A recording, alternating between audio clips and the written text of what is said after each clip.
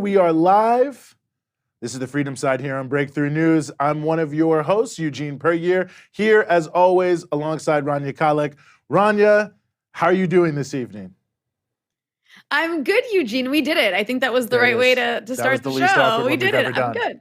Although, did we make it awkward by talking about it? But yeah, I think we may have, but I'll take that one. That one's on me this time, not you. But I'm good. How are you doing today? I mean, I can't complain.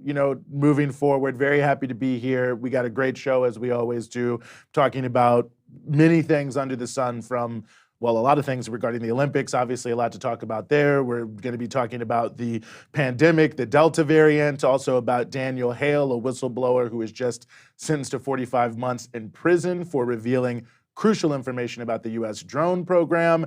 We're going to maybe touch a little bit on some foolishness from Nancy Pelosi. So, Rania, I'm happy, I'm excited, I'm glad to be here, plenty in front of people as always. So maybe this is a good opportunity to say, if you're watching on YouTube, go ahead and subscribe to our channel, hit the bell so you can get the alerts for all the fantastic content we're putting out here at Breakthrough News. If you're watching anywhere else, well, you can also go to YouTube and subscribe if you want at some point. But please go ahead, hit the share button so whoever is following you can follow us. Just give you a second here. Hit the share button, subscribe, hit the bell. It's a threat. It's a threat. Okay. Well, it's if you just stop, people can't just power through you telling them to subscribe to the channel. Then you got to subscribe before I go on. So I'm assuming you've all subscribed. I agree. Well, I agree. And then one more thing. Please. Just a reminder at the beginning here. Also, you can support the show by going to patreon.com/breakthrough news and becoming a patron, which helps support our live streams as well as all the incredible journalism and different programming that we have. And for those who are tuning in the live chat, you can always support us by throwing money in the live chat, which we're always happy to accept. And we will read your comment on air. If it's appropriate. Juan in the booth, are you also with us? I'm here.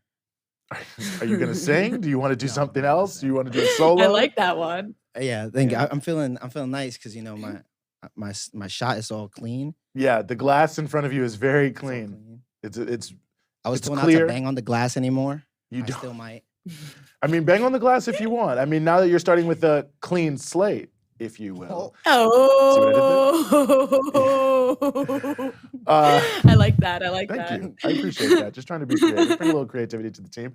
So I want to start with, a subject that is unfortunately near and dear to my heart. That's student loans. Way too many of those. I think there are many millions of people around this country who are also feeling the burden of student debt. It's quite significant. If you've been to grad school, it's probably even worse. So some people may remember that when President Biden was running for president, he said that he was going to cancel up to $10,000 worth of student loans for all Americans. Now, of course, that has not happened yet. There has been quite a bit of discussion about why it hasn't happened and when it will happen, when it may happen. It seems like it might be lost in terms of the Biden agenda and that they've just moved on from it. But the issue did come up in a press conference that Nancy Pelosi, the Speaker of the House, also a Democrat, was having the other day, and her response got, well, it garnered quite a bit of attention. I think we have a clip of what the Speaker said about this issue of canceling student debt. People think that the President of the United States has the power for debt forgiveness. He does not. He can postpone, he can delay, but he does not have that power. That has to be an act of Congress. And I don't even like to call it forgiveness because that implies a transgression. It's not to be forgiven.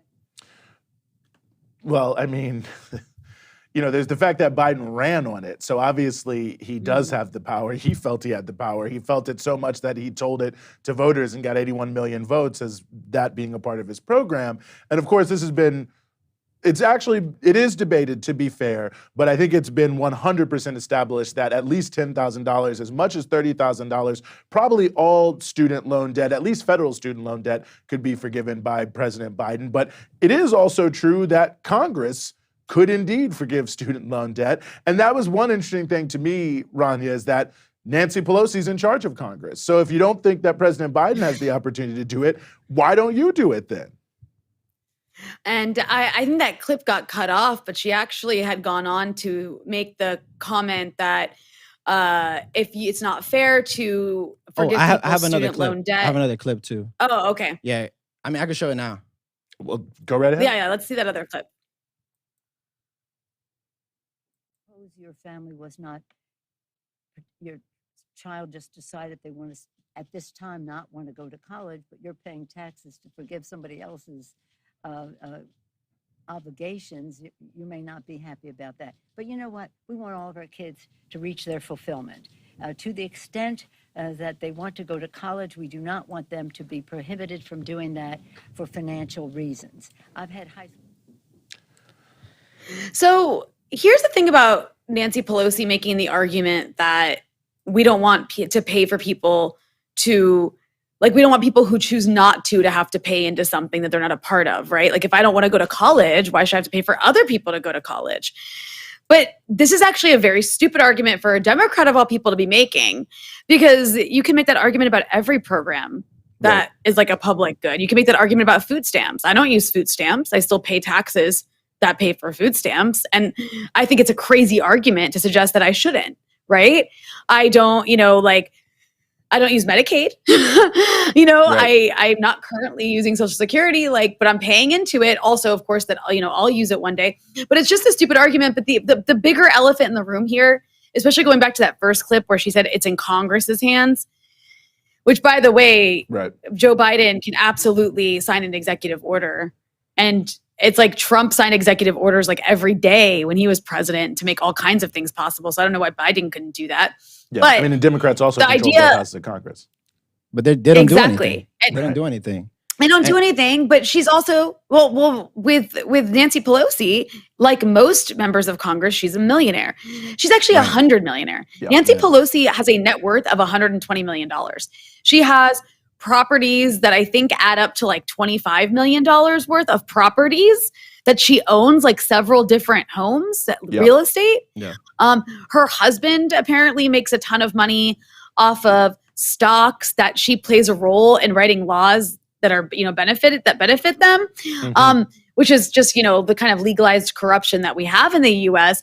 But it's completely outrageous to me to see people who are wearing suits that probably cost more than most people make in a month, like Nancy Pelosi does, to sit there and talk about student debt that way. Like, student debt is holding an entire generation back. I think America is really unique among advanced countries in the sense that it actually devours its youth. Like, what other country with as much money as America have youth that literally come out of higher education so far in debt that they can't plan their future? Like, I'm 35. I'm 35. I lied. And I'm still paying. I'm still paying my student. I'm still paying my student debt. Yeah, I think there's almost no other country where that is the case. I want to say there is other countries where that's the case, but I don't know that 100%. But I do know the U.S. is very unique in that regard. And the other thing is, just to me at least, is the hypothetical of, well, I mean, some people might not like it, but these are programs that have gotten overwhelming support in polls, time and time again, anywhere from, I've seen numbers from 52% to 65%. So anywhere from a simple majority to a supermajority. And of course, all polling is how do you ask the question and the impact. And of course, it's just a cold question. If you do a campaign around why this should be done, it almost certainly would raise the level of support. But it's just as if hypothetically there's some group of people out here that is the majority of people who would be upset. And I mean, I think you made the point correctly, Rania. People pay for all sorts of things that they don't end up using, but they think are a broader social, societal good. And there are many things that could be said about student loan forgiveness. I mean, many have made the argument that, even in our current economic setup, it would be good, not bad, because people would spend a lot of the money every month. There are a lot of different economic theories about that. When you get a few $100s every month, that you're more likely to spend it and to save it and all of that. But I think the bigger issue really is that it's morally correct on so many levels, because this was aided and abetted by the universities and by the federal government and by the big banks all working together around this, the right idea that people should be able to go to college, but rather than make it free, like many countries around the world, again, we're in the richest country in the history of countries, they decided to make it into this, debt game, and the colleges just keep raising the prices, and the banks just giving out the student loans. I never forget, I was on the phone once with the student loan servicer, and we get all the things straight about the student loan for the tuition, and then she starts asking me all these questions like, well, where do you live, and do you do this, and do you do that, with the upshot being, well, just take out more money. And I'll never forget it, because she said, and who cares anyway? You don't have to pay until you graduate. So it was like they're just handing out tens of thousands of dollars, and they're encouraging you to take out more money than you need. It's like, this is what I need for tuition, but hey, why not pay your rent? Why not pay your car? Whatever you have out there, just take all the money from us. And you're 18 years old, you're 17 in some cases, 19 years old. There's 3 to 4 years before you do have to start paying. You can see how it's not some profligate student who didn't know what they were doing, but it's a system that's set up to not really show you the consequences of what you're doing at the time deliberately. It's disgusting. Yeah, and also what kind of an argument is oh, what if other people don't want to do it? It reminds me of Pete Buttigieg's argument about having free community colleges during the presidential campaign. He said, "Oh, we shouldn't be paying for millionaires' children to go to school." If that's the bulk of the people that are going to school, right? And the reality is, a lot of people don't go to school because of money in general. They don't go to school because it's going to cost too much, because they fear that they're going to go in debt. It opens up a new lane for folks, right? But Nancy Pelosi's not going to say that, right? Nancy Pelosi, the Democrats play this role of promising things and never fulfilling them. And then what's going to happen when the election cycle comes around, right, and they lose a bunch of their seats, right? And then they're going to say that, oh, we can't do anything because the Republicans are in control. This is the time where they should be passing things. And instead, Nancy Pelosi is playing this game of Biden can't do that. Yeah. Right? Because at the end of the day, she doesn't want to do that. Because if it was something that she wanted to do, she would encourage Biden to do it. Right. But it's obviously that debt forgiveness is not something that's on the plate for her. Go ahead. Well, also, there's the other issue of, okay, you want to play that game of, oh, it's not right to have people who aren't going to college pay for people who are, and millionaires' kids. Can we invoke that same argument for the wars that you make us spend our money on? I don't that's never up for debate. Yeah. Well, and also, just because you send your kid to private school doesn't mean that you don't have to pay taxes for public schools.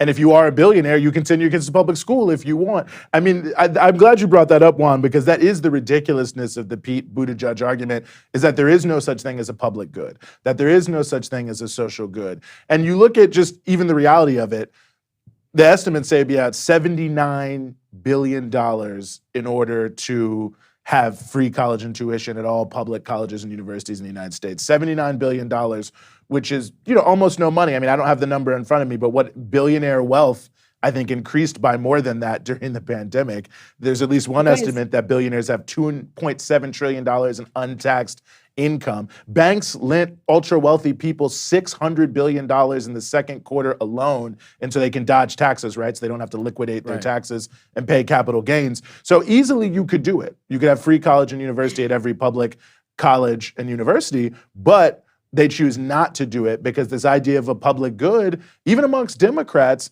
has in many ways gone by the wayside. Maybe some things they'll support, but free college. And I said this last week, I think, on the show, and I've been saying this a lot. I wish I had the poll in front of me. I was looking for it, but I can't find it. And it was asking people who, did they support a free college tuition for people? And one of the metrics was broken down by income. And to me, the most notable thing was the lower your income, the more likely you were to support free college for everyone. Now, of course, those people are less likely to have gone to college, but in a way, they understand the reality of it. Whether they wanted to go, whether they didn't want to go, they know it's not because they didn't want to go or they weren't smart enough, but they were denied access to higher education. And if they have the opportunity to expand access for other people, of course they would do that. And it's only these rich people like Pete Buttigieg and others that have introduced this whole conversation of, well, everyone doesn't need to go to college. Of course, in the abstract, people should do what they want to do, but everyone should at least have the opportunity to go.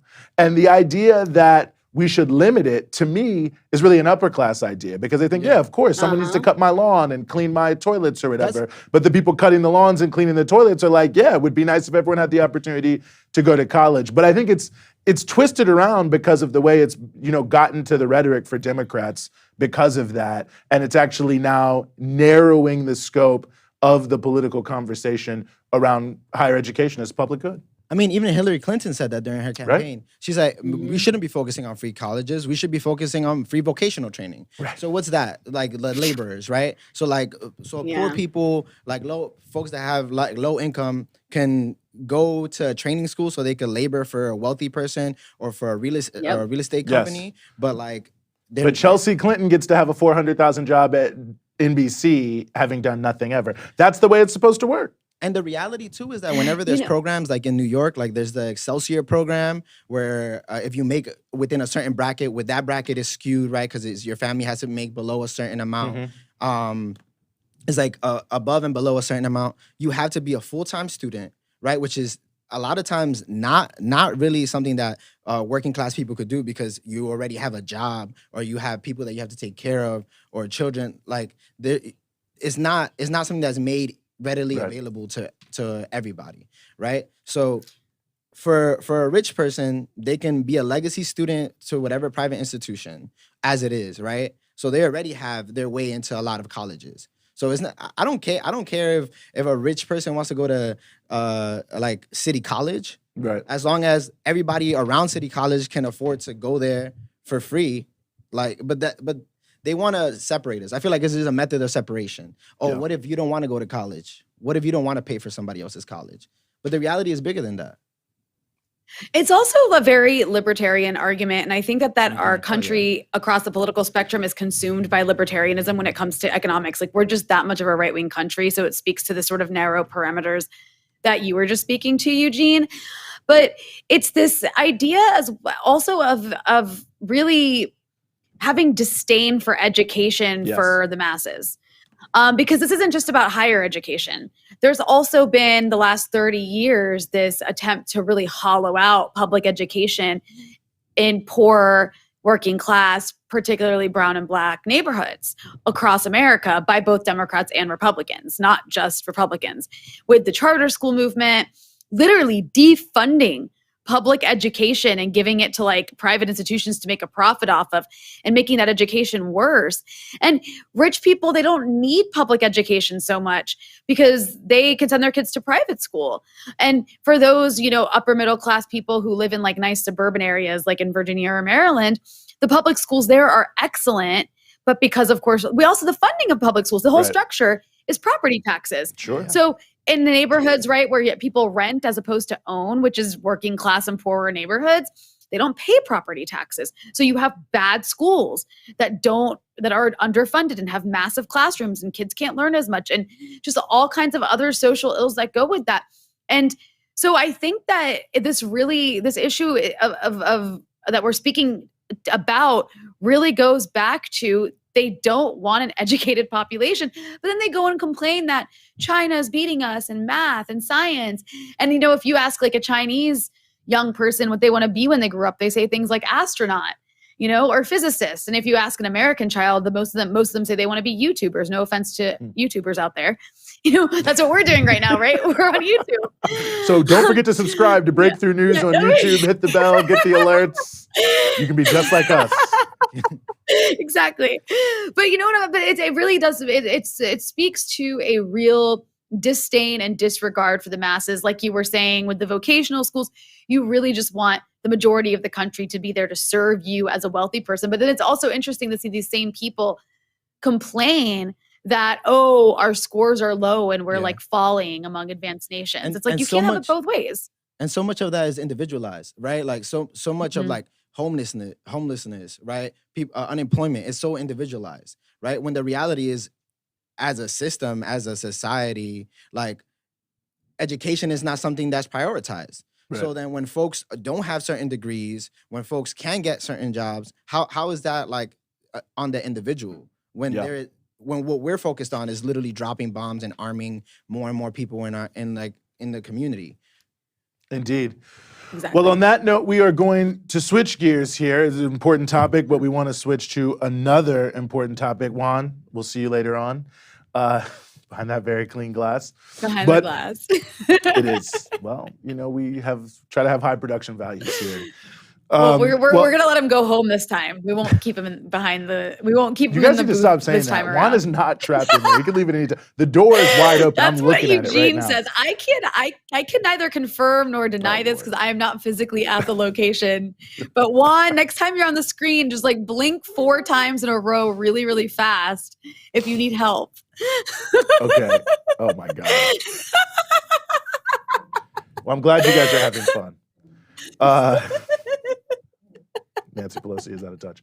Okay, but in all seriousness, though, we do want to turn to an important story. That's Daniel Hale, who was sentenced to 45 months in federal prison under the Espionage Act for leaking information about the American drone program. We are very happy to be joined as we continue the show here by Kevin Gosztola, who is the managing editor of Shadowproof.com and the co-host of Unauthorized Disclosure, along with, get this, Ron Yakalik. Kevin, thanks so much for being with us.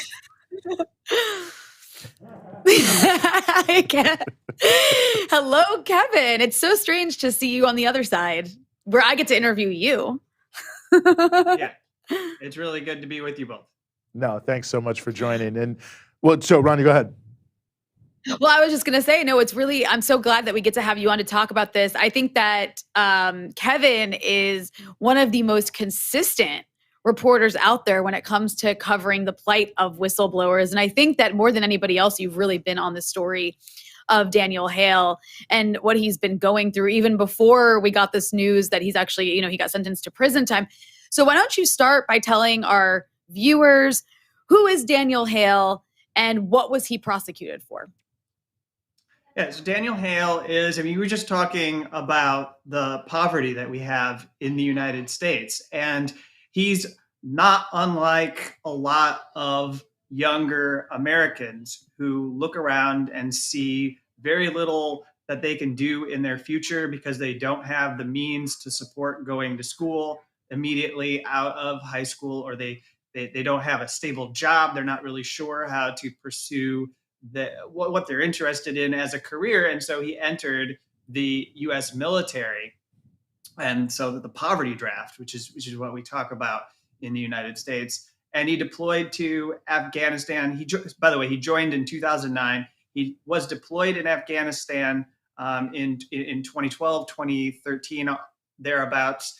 And he's a signal intelligence analyst for the U.S. Air Force.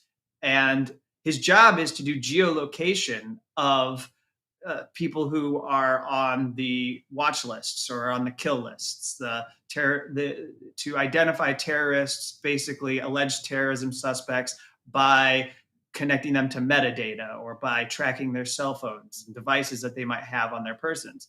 And he witnesses drone strikes. It's traumatizing. And he returns home to the United States and is sorting through what to do because of the impact on his conscience. He joins Iraq Vets Against the War. He goes to a Code Pink summit toward the end of 2013. He's now speaking about some of his experiences, and yet he still doesn't have a lot of money, and he wants to go to college, and he realizes that he has a security clearance that he can use to get a pretty cushy job working for the national security agencies. And he sends in his resume and gets a job working at a largely unknown agency called the National Geospatial Intelligence Agency. On a very light note, it's a very bizarre agency, I think, to have in existence because their mapping is actually nothing compared to what Google is capable of doing. He recalls mapping locations throughout the world and then finding it on Google, and it's like they already have this much better. What are we wasting our time doing here as this contracting job? But so in this position, he had access to classified information. He did not know that he was going to, but he did. And that's when there's this moment that he writes very vividly about in his letter to the judge, where some colleagues ask him after work to join them for essentially a war porn viewing session. Come, I imagine, let's grab some Doritos and soda pop and let's kick back and let's watch some archived footage of these drone strikes. And it really impacts him. I believe he likely recalled that this was regularly happening when he was deployed in Afghanistan. He didn't want to go back to that. But also, it's a trigger. It makes him decide that he should take some kind of action and provide information to a reporter. And ultimately, he gives documents to Jeremy Scahill. And there's more I can say, but I'll wait and let you guys ask me what you would like to know. So I'm glad that you brought that up, because I'm actually, and I want to say this like in the most collegial way possible, but this is, I think, the third whistleblower to have some sort of connection with the Intercept. I'm not sure if the Intercept or the connection to Jeremy Scahill with Daniel Hale, I'm not sure if this was something that they did wrong on their end, because from what I understand, it's still not quite clear how the authorities figured out that he was the whistleblower on this. But how would you respond to that? Clearly you have something to say that, but how would you respond to that broader issue of, this outlet that was founded to literally solicit leaked information? 3 people who've leaked information to them have been sentenced to prison. It's fairly simple how the authorities could figure it out. Daniel Hale was associating with Jeremy Scahill out in public. And so that immediately puts a target on your back, unfortunately. I mean, I wish that the US government wasn't doing that to people who were sources of reporters, but he himself and other people who have spoken out on the drone program know that they need to be extraordinarily careful about how they speak, because the government will come and try and ruin your life for exercising your free speech. You talk about how we're a libertarian country when it comes to our economics, but we're not very libertarian when it comes to speaking about national security and the things that we do around the globe as an empire. And so any of these people who question their role in the military are looking to be faced with retaliation. And that's essentially what happens to Daniel Hale. I think it's a combination as far as, there are some things that are clear about the Intercept when it comes to the responsibility to protecting their sources, and they failed.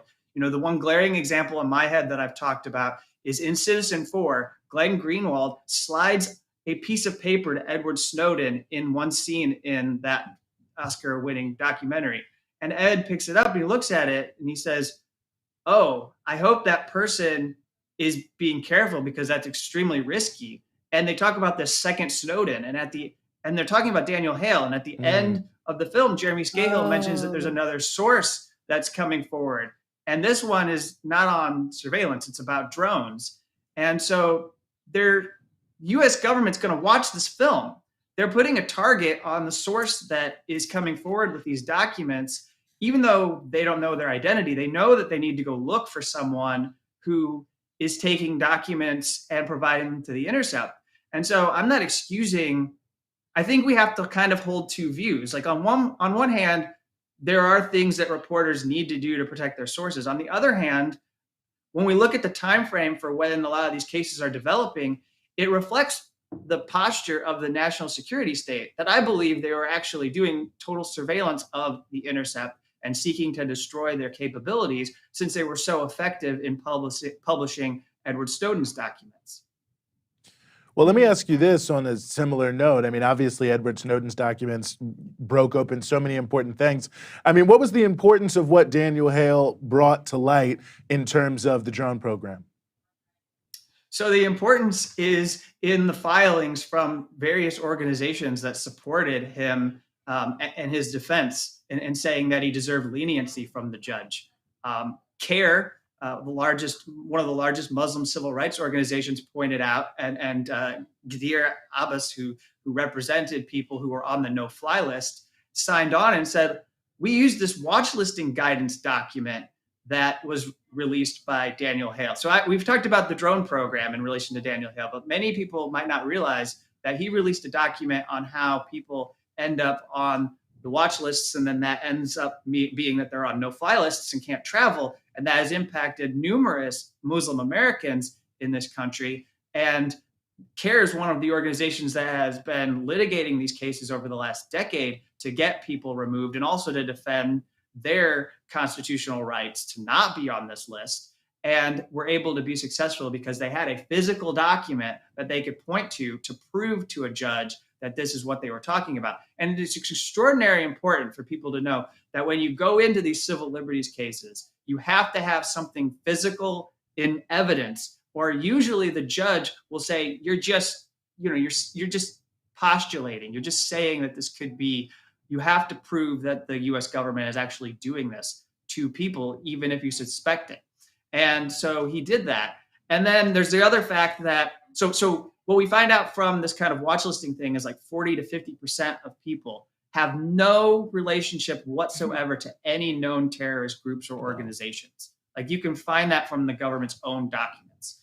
And then from Daniel himself, he says that 9 out of 10 people who are being killed are not terrorism suspects. Wow. So they're either civilians or I don't know how else you would classify them.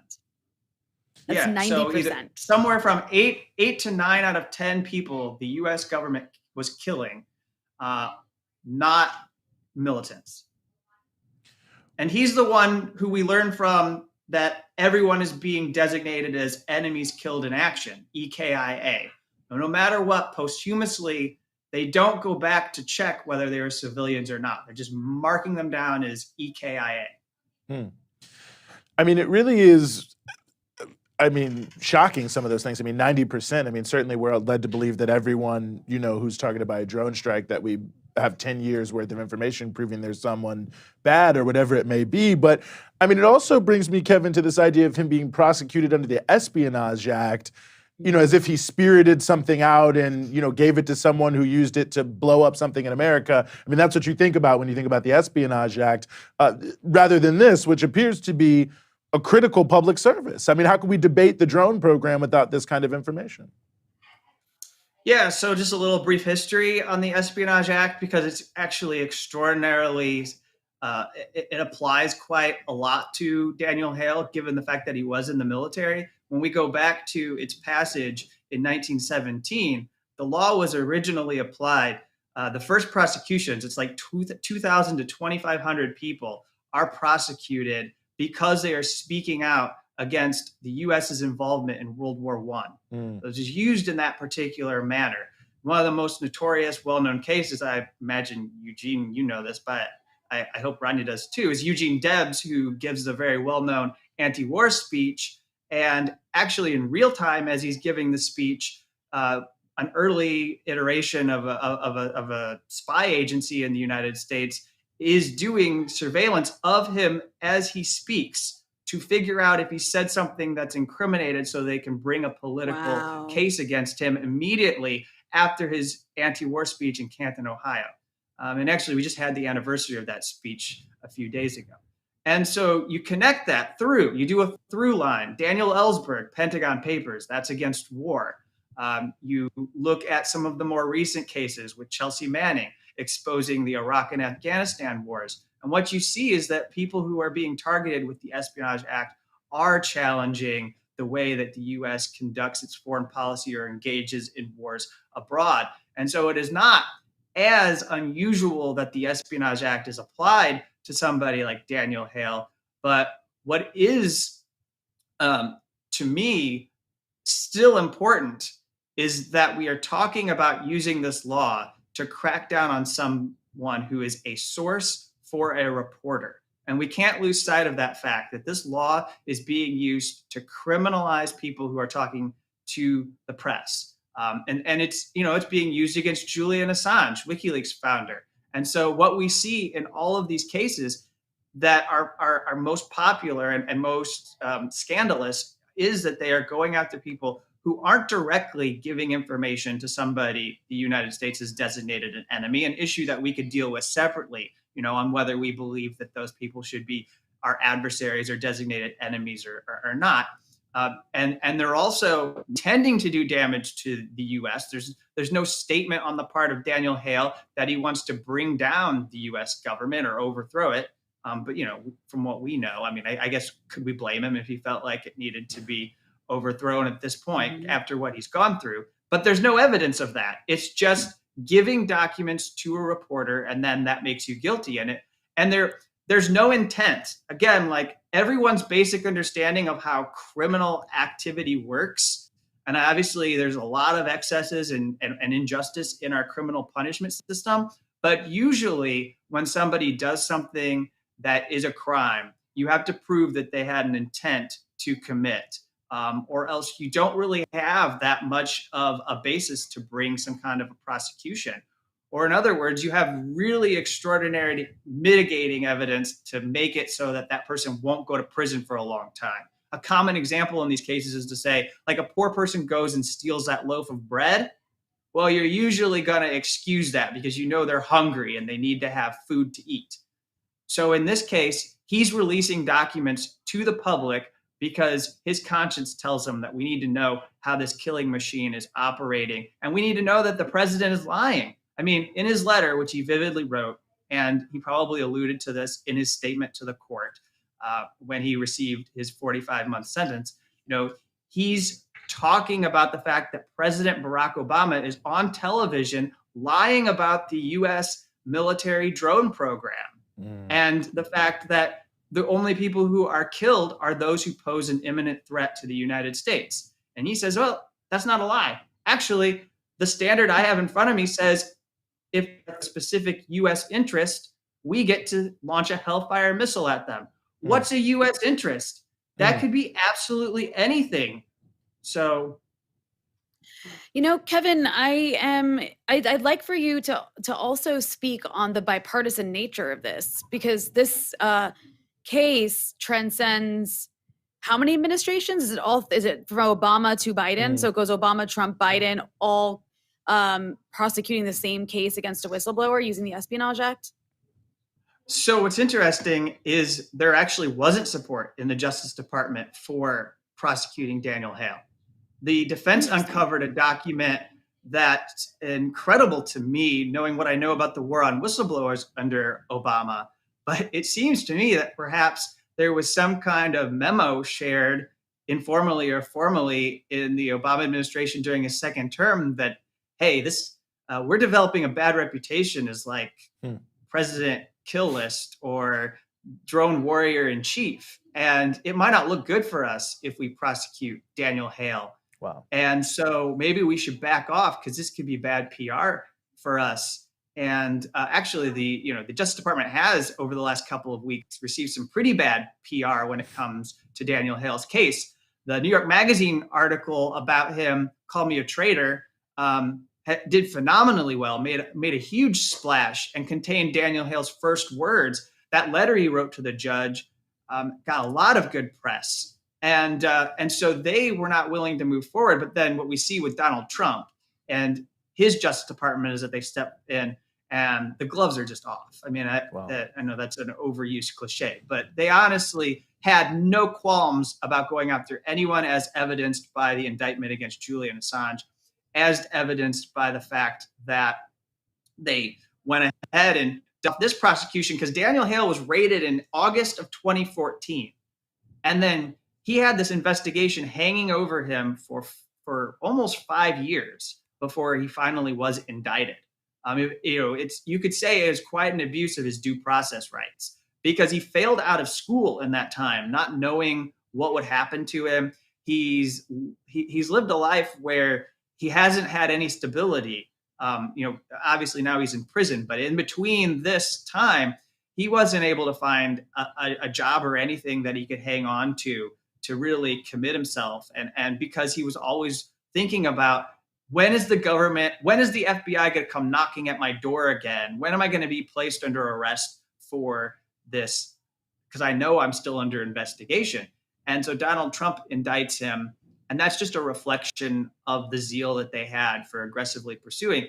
And then interestingly, we have this very sleazy and bigoted figure in Gordon Kromberg, who was involved in the prosecution of Daniel Hale, was in the room for the sentencing and was there saying very nasty, mean things about Daniel Hale, engaged in some of the worst character attacks. And he's also the prosecutor who's spearheading the prosecution against Julian Assange. So this figure, a known Islamophobe, somebody who you could probably fill a whole half hour with talking about separately from this, was really the driving force behind. And if you'll permit me, I would just like to read one of the more incredible quotes that we got from him, just so you can have a sample of the character assassination. I had this with me today, so I just want your viewers to know that this was written about Daniel, and it was a reaction to the fact that so many of us were viewing him as a whistleblower. And so I know that Daniel Hale says, "Call me a traitor," because he feels like it's an honorable thing that he betrayed his country and the military-industrial complex and the wide killing machine. But I call him a whistleblower because I know that's what so irritates the U.S. attorneys who bring these political prosecutions. And so in reaction, they wrote, and it was really incredible, "According to Hale, what he did was legally wrong, but morally right. Hale has never acknowledged the potentially serious and in some cases exceptionally grave damage to national security his actions could have caused. Under these circumstances, he cannot be entitled to a reduction in offense level for acceptance of responsibility." So that legal jargon is just saying he's not entitled to a lenient sentence. But this is the thing that's more outrageous. "In analogous circumstances, no one would award such a reduction to a heroin dealer who admitted that he violated the law by distributing heroin, but simultaneously asserted that by distributing the heroin, he was helping society rather than harming it." So comparing him those things to aren't a the same. heroin dealer. No, those things aren't even a little bit the same. I mean, I Unbelievable. don't even know how you. Yeah, Jeez. no. Well, I mean, it's smear city. Well, a lot that could be said about this. A lot could be said about this whole issue. I think we'll leave it there for now, but I really appreciate you joining us, Kevin, giving us some of your time, of course, and of course, an overview on what was a tragic conviction, but I think a very important story. Thank you. Of course. Well, and again, if you were watching, that was Kevin Gosselin from shadowproof.com, also co-host with Rania Khalek of Unauthorized Disclosure, a great podcast. I mean, Thank you. We've you're had Eugene welcome. on. Yeah. But yeah, no, I really appreciate Kevin coming on. I mean, what a ridiculous situation there for Daniel Hale. The letter he wrote to the judge, people should read. I'm paraphrasing now, but he said something important about, forgive me for choosing to steal papers than instead of stealing human lives. And, I thought that said it all about what he did. But we're going to switch gears. Oh, no. It looks like we're going to remind you that you can donate, patreon.com/breakthroughnews. Want to get that one in there. Thanks. Yeah.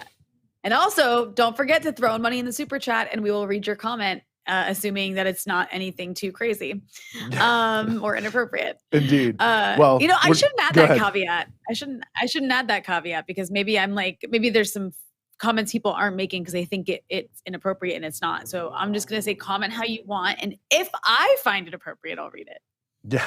Well, that's what I'm saying. I like that. That's better. Just donate regardless. And Rania, of course, will determine whether or not your comment is read worthy in terms of the rest of our I'll audience. be the arbiter. Submitting yourself to your censorship, but that's all right.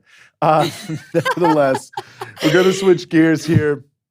Talk about the Olympics. Very happy to be joined by Nate Wallace, who is the co-host of Redspin Sports. Nate, thank you so much for being with us. Hey, Eugene and Rania, what's up? Can y'all hear me all right? We can. Yeah. All right, good. So, I mean, obviously, when we're talking about the Olympics, there's probably only one place we can start, and that is the broader, I almost hate to call it a controversy, but I guess it's become a controversy around Simone Biles leaving the competition because of mental health issues, taking herself out, basically. And there are so many ways that we can start. I mean, almost in a way, maybe the first place I want to start, I guess, is the better way to say it, Nate. It feels like over the past few years, we've had more and more conversation around athletes and mental health and taking it seriously, and it's very important. But then anytime an athlete, especially a female athlete, then actually does something to preserve their mental health, there's then this just unbelievable avalanche of criticism of them. And it just feels like there's such an imbalance between the conversation that's being driven by all the leagues and everything and the reality still of how people are seen from taking care of their health. Yeah, I mean, there's so many ways to go with this. I got to try to squeeze it all in here. But with Simone Biles and this thing, what you see in general with these, whenever there's a mental health thing, you always have like the support for the general idea of mental health. But then what happens is, I mean, to some degree, it's natural. We always think people are skeptical with sports and stuff. You know, what's the motive? What's the angle? But you know, a lot of this is like, is she getting a book deal? Is she going to make more money like doing this and then perform? You know, than being there? Is she letting her teammates down? Right? All these kind of things that are piling on there that are leaving out the fact that, all right, first of all, it's no one's real business if she doesn't compete or not compete in this thing, right? It's like at the end of the day, like, not to mention that, like, you know, these Olympics going on, the number of COVID cases going on in Tokyo, the number of just gentrification that goes on in every Olympics to make sure that like people, these stadiums that are obsolete. Just look at Brazil and look at the number of stadiums, there's white elephants just sitting there. And this happens all the time. I mean, my personal opinion is that they just should have it at one place, whether it's Athens, Greece, where it started, or wherever, and that's where it is, every 4 years. And that would, but of course, we live in a world that's dominated by a neoliberal hegemonic sort of ideology, buttressed by the United States. And that's not part of the program. I mean, all these things next year, we have Qatar coming in to host a World Cup that's been much maligned, but it's not even, I mean, it'd be funny if it wasn't so just tragically terrible with like so many workers from Nepal and Pakistan and India and other places where they come and they take their passports and they die and no one can do anything. So with Simone Biles, though, yeah, it's like, I will admit though, I am suspicious of like the way mainstream media is talking so much about, oh, heroism, blah, blah, blah. And it's like, I feel like it's almost, there's a liberal wing of the ruling class that wants to just say these things in generalities. They don't really care about Simone Biles and the underlying conditions that lead to mental health problems though. That's my issue. We should stand in solidarity, stand up for Simone Biles being attacked in just ridiculous, ways. People saying stuff like, "Oh, she took a spot from somebody else," and that, I don't think this was some elaborate thing. That the implication is that she's been planning this, right, so that she would have that moment, platform herself, withdraw, and then suddenly, and I don't know. I just don't buy that, right? I mean, but so, anyways, yeah. Yeah, there's also the issue, I love watching women's gymnastics. This is your favorite Olympic sport. It's like always, yeah, my favorite since I was a kid. Like there's something about it. It's amazing, the crazy stuff that people are able to do with their bodies. And they're so strong and it's really fun to watch, but it of course hides that gymnastics is actually one of the most abusive, probably one of the most abusive elite sports. I mean, from a very young age, both psychologically and physically. And that's not to take away from the really amazing physical feats that these athletes are able to do. Just the fact that it is a very competitive and psychologically like breaking kind of sport where you are under a lot of pressure. And then of course, what people aren't talking about, and Eugene, we and you had talked about this the other day, and you had reminded me of this, is that the reason she even came out of retirement was to bring attention to the issue of this. What was he like? The Larry doctor? Dr. Larry Nassar at Michigan State University, and Team USA Olympics too. I mean, Olympic team gymnastics. Yeah. And he had abused several of the girls that he was working with, and she was one of them, and she was trying to bring attention to that. And that's one of the reasons she came out of retirement. And I've noticed that that's not really being discussed in the aftermath of this. And then the other issue at the same time happening in parallel to this is the sort of insertion of geopolitical posturing within this, because of course the Russian, I don't even know what to say, the Russian team, Olympic it's not really Committee. the Russian. Thank you. The Russian Olympic Committee, and we can get into why that's who won. But the Russian Olympic Committee won, and the right wing is losing it because they're like, oh my God, this, America lost, but also liberals are losing it because they have like a hysteria about Russia because of Russiagate. Yeah. And I mean, there's liberals tweeting some of the most insane things, like, and I will credit Queer a la Mode on Twitter for this. A good friend of mine, Ryan Wentz, who actually posted these screenshots. I'm going to read a couple of them. Russia gave Simone Biles Havana syndrome. Changed my mind. Anyone else think Simone Biles might have Russia syndrome? Russia hasn't won a women's gymnastics gold medal since 1992 till now. Interesting that the Russia team beat Team USA. I thought Russia was banned. all I have to say is Havana syndrome. So you have these weird conspiracist liberals, like serious people, actually turning this into a Simone Biles maybe has Havana syndrome. And of course, what they're referring to is this like fake sickness that people who work at the U.S. embassy got, got headaches, and they decided to call it some Russian virus that was spread. But Rania, the director of the CIA, was on NPR, and he told me it was true. That's all that matters. But I guess my broader question to this, of course, the other point to make is like Simone Biles didn't say she had any of the symptoms of Havana syndrome, so it's kind of weird to project that onto her. But as an athlete yourself, how do you, hey Juan, how do you see the kind of, especially around this Olympics in particular, it feels more Cold War-esque, than ever before. With the Russia situation, with the gymnastics and this like weird conspiracy about Havana syndrome, being angry Simone Biles let her country down. You've seen that sort of right-wing talking point. And then this other obsession with, well, China just like has camps. They send the children to camps they put them through Olympics camps. Like there's these crazy articles about China's abusing children by recruiting them for the Olympics. Right. But what do you think about all that? The geopolitical obsession with elite sports?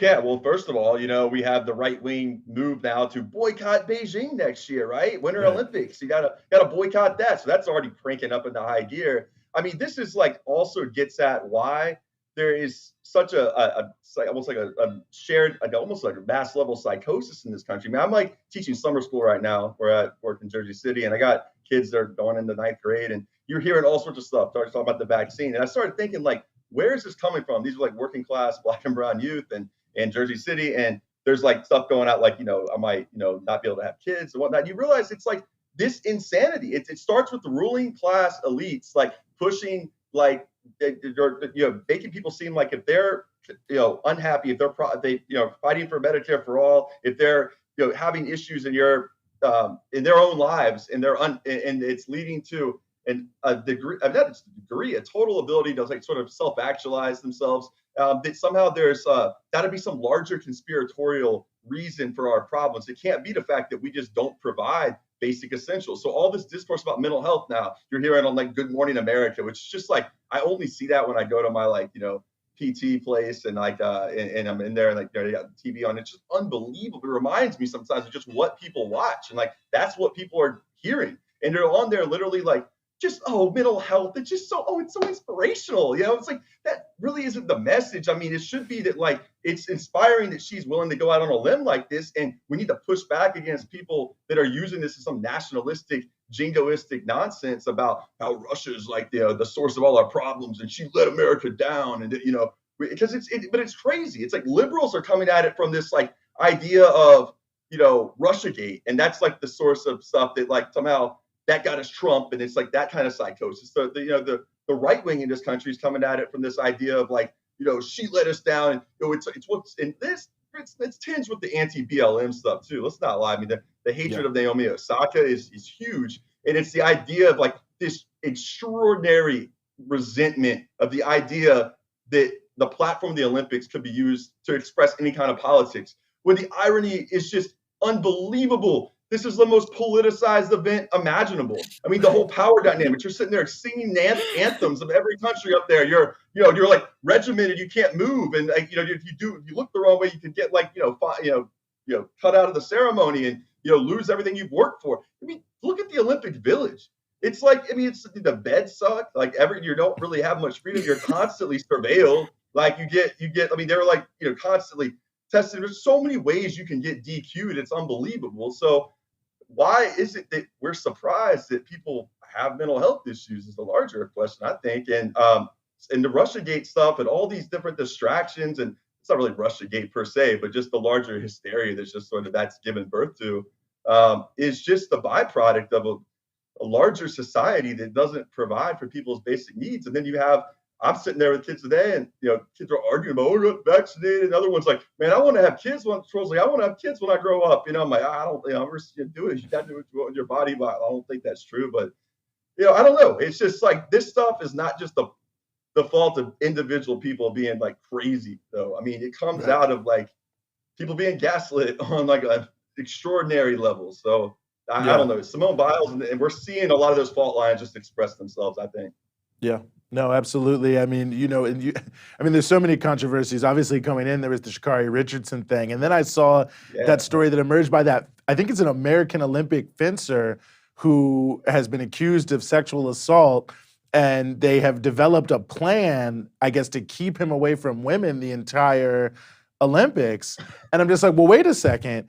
You can be a predator and be on the Olympic team, but if you smoke weed after your mom died, all of a sudden you're completely disqualified. I mean, everything about the Olympics is such a, not everything about it, but so many things about it are just such a reminder of all the different inequalities and double standards and hierarchies that exist, in our lives on a global scale, on a national scale. And here it is yet again. And of course, obviously the Simone Biles one being so significant, but I think, Rania, you're right to bring up the issue of China. I mean, even just the sort of anxiety around which country wins the most medals, right?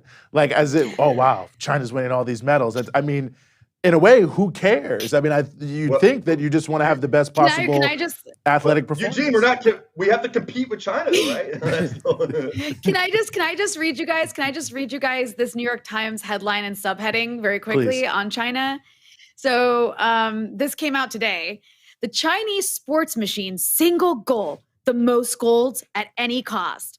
And then the subheading goes on to say, China relies on a system that puts tens of thousands of children in government-run training schools.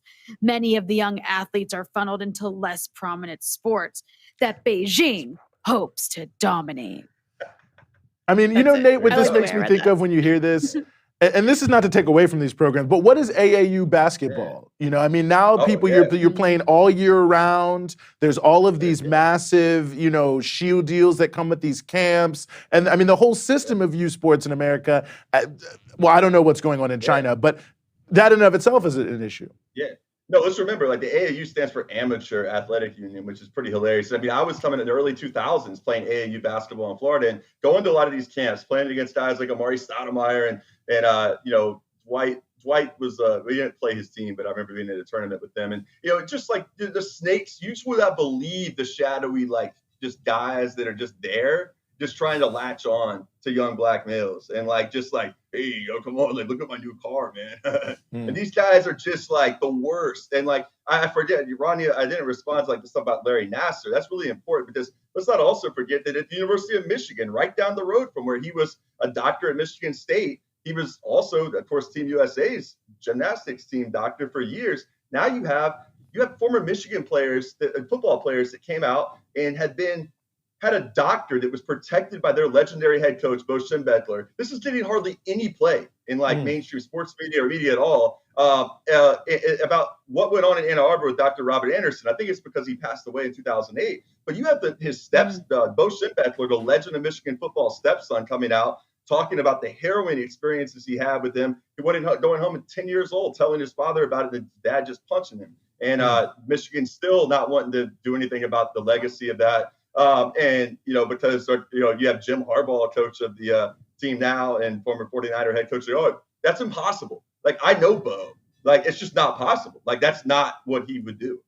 So they're just basically saying that, like, and the former players, like, Giovanni Johnson, others, so have come out. So, yeah, it's just unbelievable. Larry Nassar, I mean, this guy, you talk about gymnastics and the Rania's point about gymnastics. I mean, that I played football and basketball. It's different types of regimentation. It's like, in some ways, because of, patriarchy, really, you're given, as boys, you're kind of propped up and held up as examples of like masculine vigor. And you're like boys just being boys. And you get your butt work, you work hard, but you also are gained like a lot of access and privilege into certain spaces that other people don't. But gymnastics, you don't. I mean, football, yeah, you go off to like training camp for a few weeks in the summer. You're isolated, have like 2-a-days and stuff.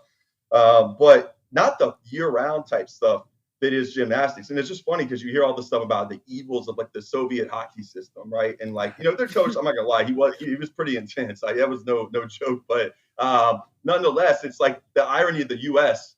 making these claims. But look at USA Gymnastics. What is that other than just a factory of parents who are, projecting their own like desires they didn't, fulfill in their own lives onto their children, and then getting to vicariously experience them through that whole, feel. It's like the dad who wants his Mhm. son to be a pitcher so badly. You're going to pitch. And then the irony is you've had him pitch so much and doing all these travel league teams, throwing so many innings, and his pitch count's up. By the time he's 14 years old, he's got to get Tommy John surgery.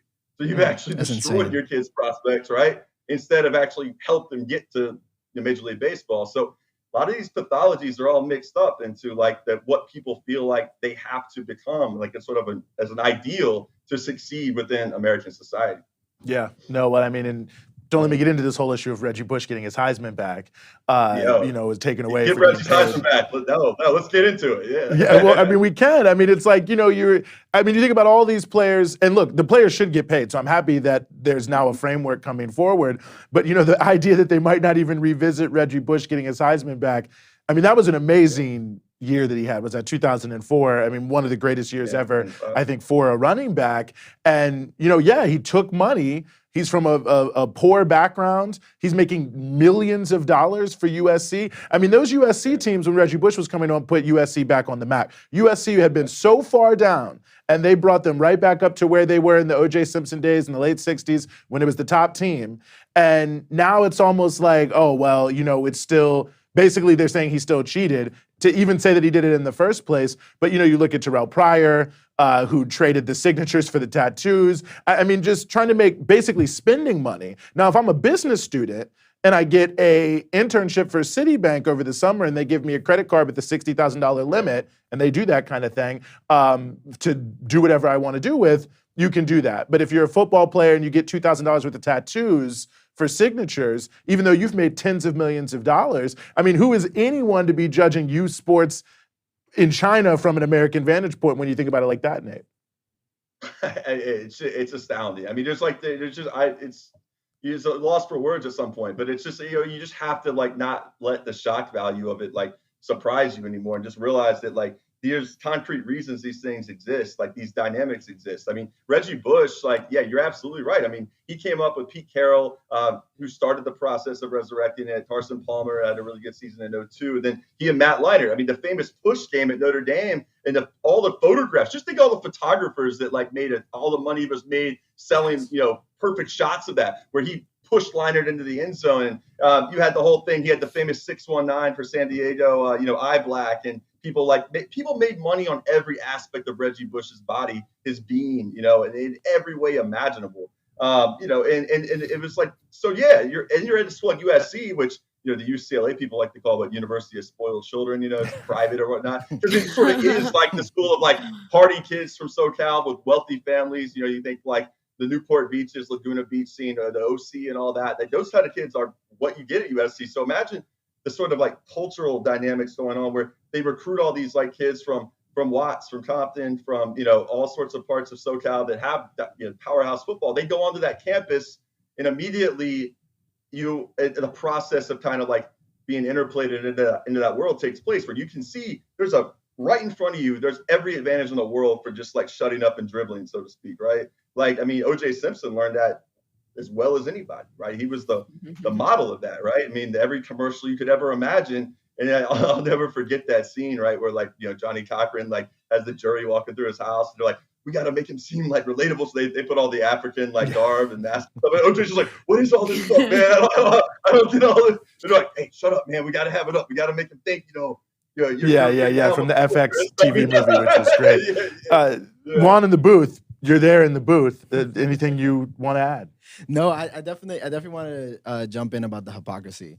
I mean, it got brought up, a lot of it. Rania literally read the New York Times article I had pulled up, but it's true. Like, if it was China that did any of these things, there would be tons of articles about it. Oh. There were like how many like young kids playing baseball end up with like rotator cuff injuries and like never play professionally, right? How many like gymnastics, people in gymnastics also end up with critical injuries for the rest of their lives, even football players, right? But that is not something that is even spoken about. And when anything in sports does get spoken about, it comes and goes. Because where's the talk about concussions in football, right? Like that conversation, a lot of it has been swept under the rug, and that's still something that's happening. But also, Richard Sherman.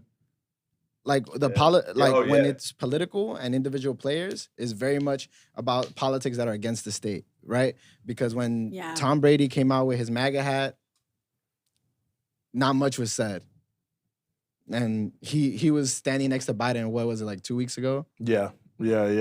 No, big Trump supporter, no doubt about that. I mean, there's just so many different pieces to the politics of NFL players. That's a whole other conversation. Yeah. But no, I hear you. The hypocrisy is deep, and so many of these different pieces.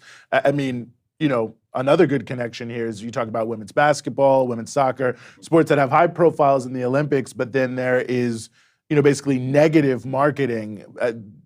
I personally believe this is the biggest issue with the WNBA is the way it's set up, because it's not really set up to succeed. It's set up for the NBA to say, oh, we're doing something for women. And so you can see on so many different levels, you know, this just really brings out so much of the contradictions, Nate, that really exist at the heart of capitalism. I mean, maybe that's logical that it does that, but I think it's a good window into it.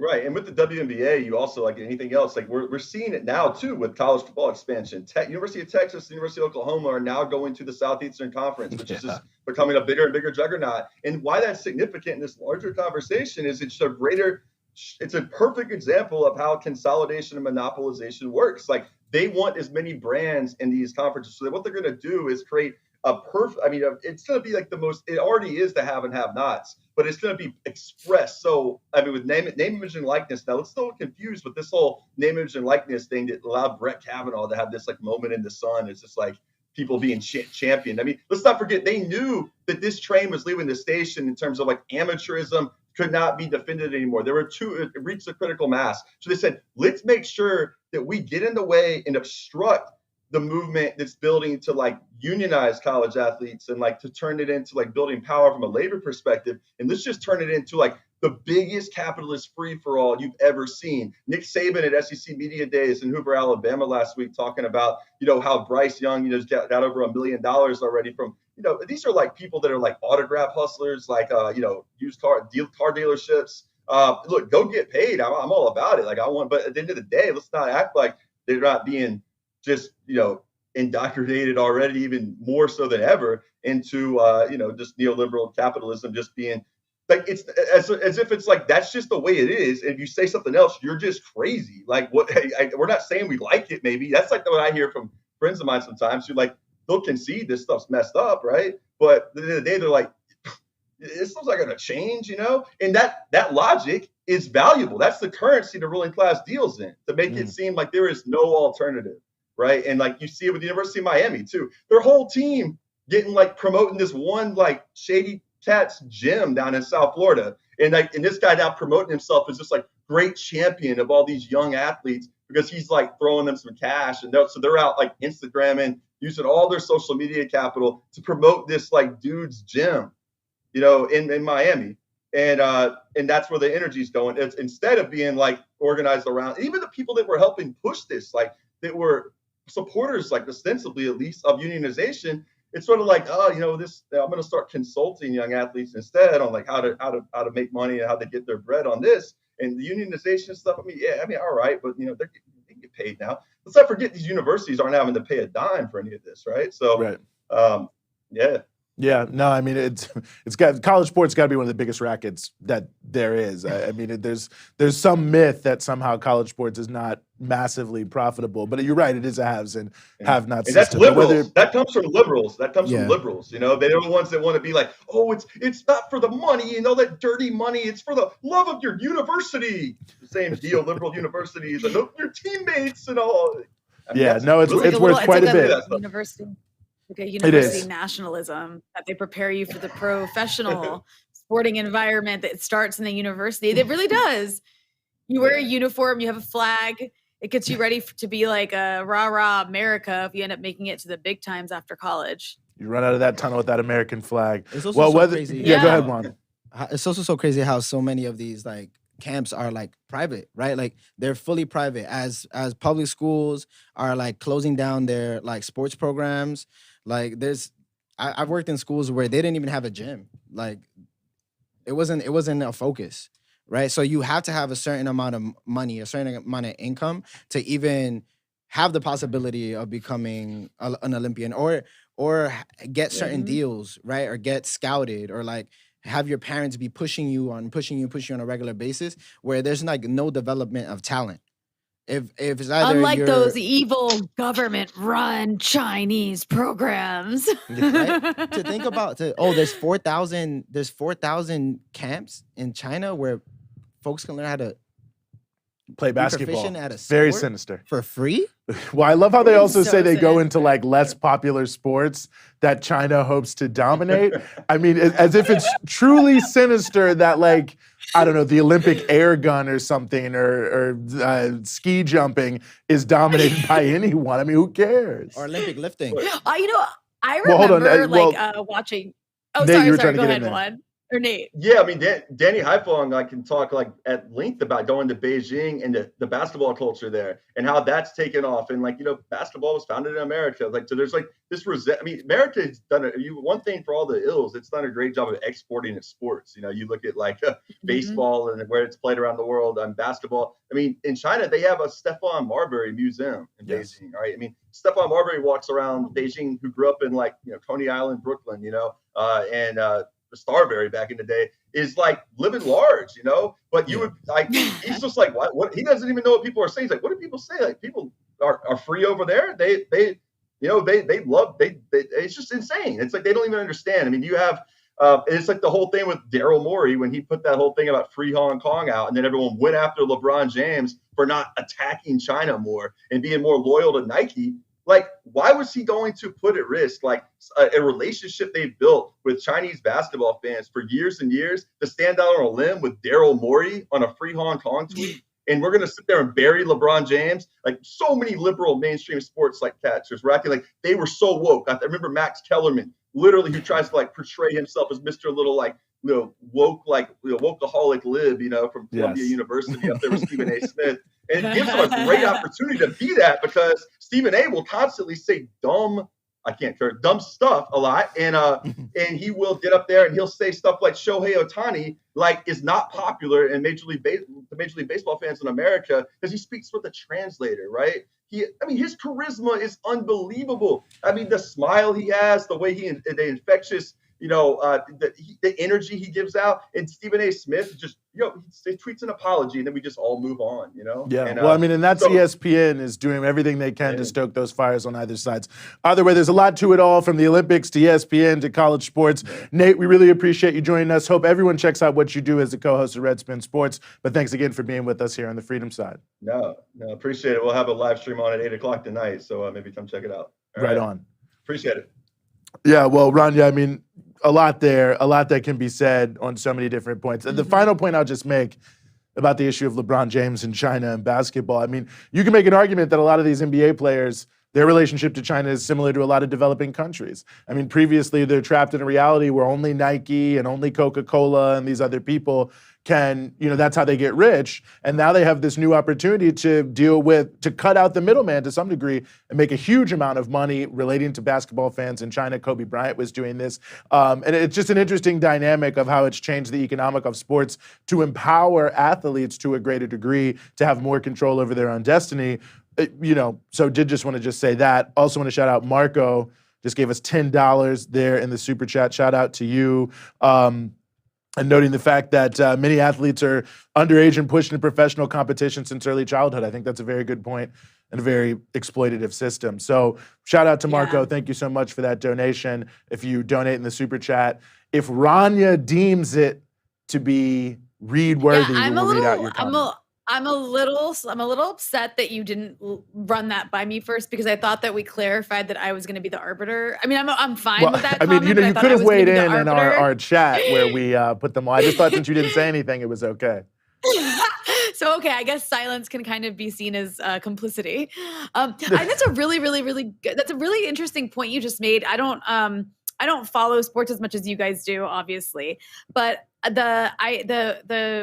the way you just laid out how China, the market in China, is seen as this way for these athletes to cut out the middleman and actually pursue what they want to pursue and still be able to make that money without having to depend on, the middlemen in the US is so interesting because I've never seen it laid out that way. In the US, the issue of the NBA in China is only ever portrayed in American media as something that's very threatening, and that these athletes have no choice in China. The Chinese capitalist system is like controlling them or something. Yeah. So that's interesting the way you put it, like very much so.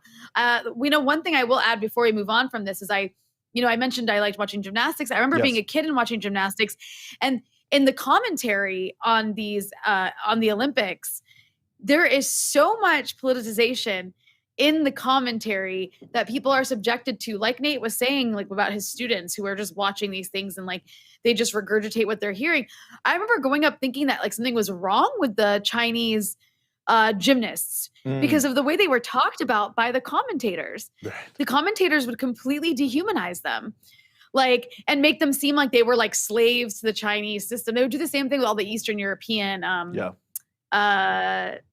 athletes as well. Yes. But like around the fall, before the fall of the Soviet Union, like they're all just a bunch of like robots that are like trained from the age of 2 to be slaves for, yeah, exactly. They just don't have emerged on the personalities Olympic or scene somehow. they're not individuals. They emerged from the collective anyways. Yes. Well, talking about issues that America doesn't have the moral high ground on, I guess we will turn to the laudatory treatment given to the Confederacy all across this country. Unfortunately, very happy to be joined as we continue the conversation by Unique Dunston, who is the founder of Reclaiming Our Time in Albertville, Alabama. Unique, welcome back to the show here on the Freedom Side. Thank you so much for having me. Well, I'm very glad that we were able to have you here. We've had you once before, but maybe for folks who hadn't seen before, Albertville, Alabama, like many places around the country, like Charlottesville, Virginia, where I'm from, which became world famous, unfortunately, there is a lot of very prominent Confederate iconography. You all in Reclaiming Our Time have been pushing very hard to address this issue. Talk about the Confederate monuments where you are and the work that y'all are doing to get them removed. Yeah, so we have been pushing this campaign for the removal of not only Confederate monuments, but in Marshall County specifically, where I grew up, there is a Confederate battle flag still flying at the courthouse, right up front, loud and proud. So not only do we have a monument to fight against, but we have a flag as well. So it's an interesting place and space to be organizing in. But like I always say, it is so necessary, even in these small spaces such as Albertville and Marshall County, that people start speaking up and pushing for change. Well, and let me ask you this, what has been the response maybe on both sides to the actions that you all have taken in terms of people coming out and joining you, but also what has been the response of those who oppose your activities? The response from the more progressive side, the more progressive people in town, has been encouraging, inspiring. They are some of the very people that keep me going in this movement. And then from the other side, it's been very violent. I have a court date next month for actually the county chairman's secretary physically harassed me while she was at her job at the courthouse. So that's coming up next month. So we'll see how that goes. But yeah, we've had a person bring an assault rifle, what looked like to be an AK-47 to a protest that I was hosting. So yeah, it's been wild.